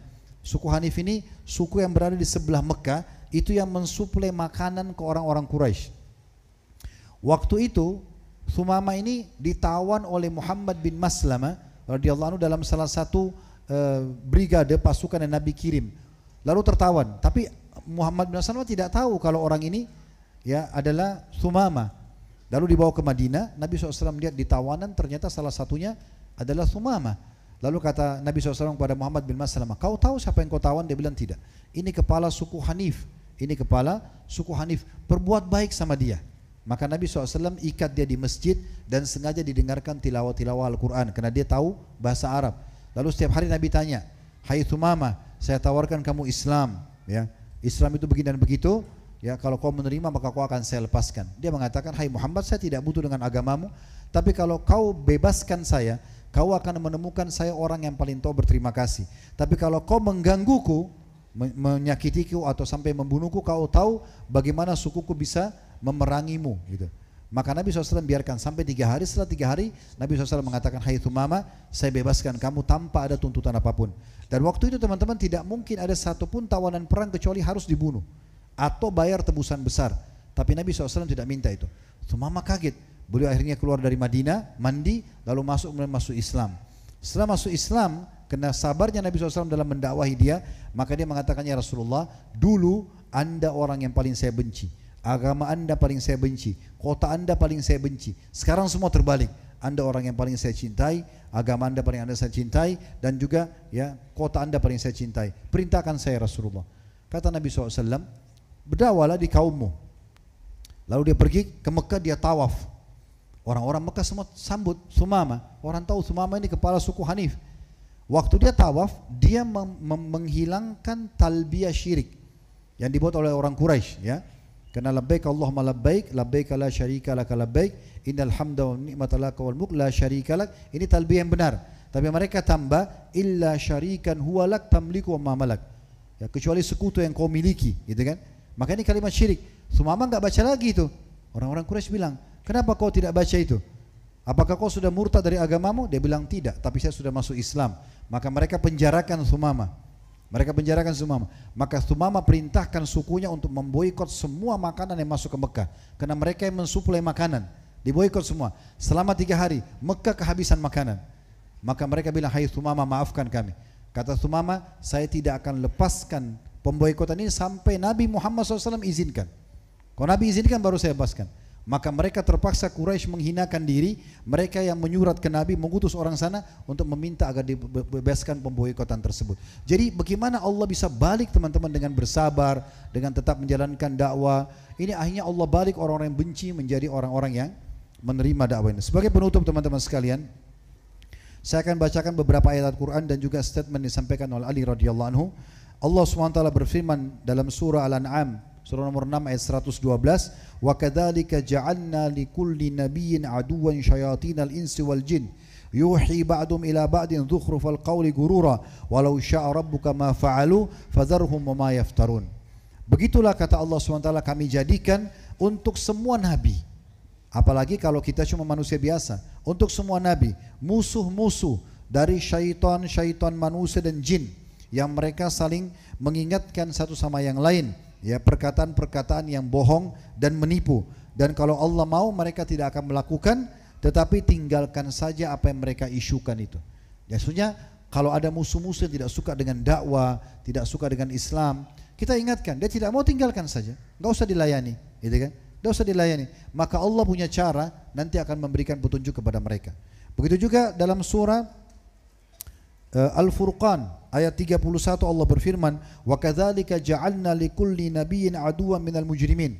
Demikianlah kami jadikan untuk setiap nabi musuh-musuh dari orang-orang yang pendosa. "Wa kafa bi rabbika hadiyan wa nasira." Tapi cukuplah Tuhanmu hai Muhammad sebagai pemberi petunjuk dan juga sebagai yang memberikan pertolongan. Jadi artinya tidak akan ada masalah sama sekali kalaupun kita tidak menghiraukan mereka. Tetap berdakwah, tetap bersabar insyaallah. Dan terakhir adalah perkataan yang disampaikan oleh Ali radhiyallahu anhu yang menarik, "As-sabru minal imani bimanzilatir ra'si minal jasad." Ketahuilah, sabar itu di posisi keimanan sama dengan posisi kepala dari jasad seseorang. Wala imana liman la sabralah, dan tidak akan ada dihitung keimanan seseorang tanpa dia sabar. Jadi kita terima saja ya apa yang Allah ujikan tanpa berkeluh kesah. Juga saya ingin tambahkan cara yang terbaik untuk tidak berkeluh kesah, jaga lisannya teman-teman sekalian.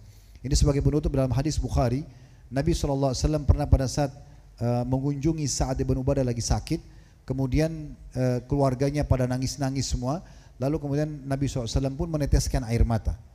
Waktu itu Nabi bersama Abdurrahman bin Auf, Abdullah bin Mas'ud, dan satu lagi, subhanallah, ada satu sahabat lagi, ya saya tidak tahu namanya. Yang jelas 3 orang ini bersama Nabi SAW. Kemudian Abdurrahman bin Auf mengatakan, "Ya Rasulullah, apakah anda meneteskan air mata?" Kata Nabi SAW, iya, ini adalah rahmat yang Allah masukkan dalam hati setiap hamba-hambanya. Tetapi tidak boleh diikuti dengan ini. Maksudnya lisan, ya. Jadi jangan sampai, kenapa sih dakwah saya ditolak, kenapa sih begini, kenapa sih saya sakit, kenapa saya nggak dapat kerjaan. Ini kalau sudah dikerjakan lisan ini sudah hilang semuanya. Tapi kita harus sabar teman-teman sekalian, jangan usah berkeluh kesah, action saja, cari jalan keluar, ikhtiar. Dokter ini belum bisa sembuh, dokter yang lain. Obat ini belum, obat yang lain. Terus begitu. Jangan sampai kita rusak pahala sabar kita hanya dengan keluh kesah kita. Allahu a'lam. Ini bahasannya insyaallah, mudah-mudahan bermanfaat. Fadhal.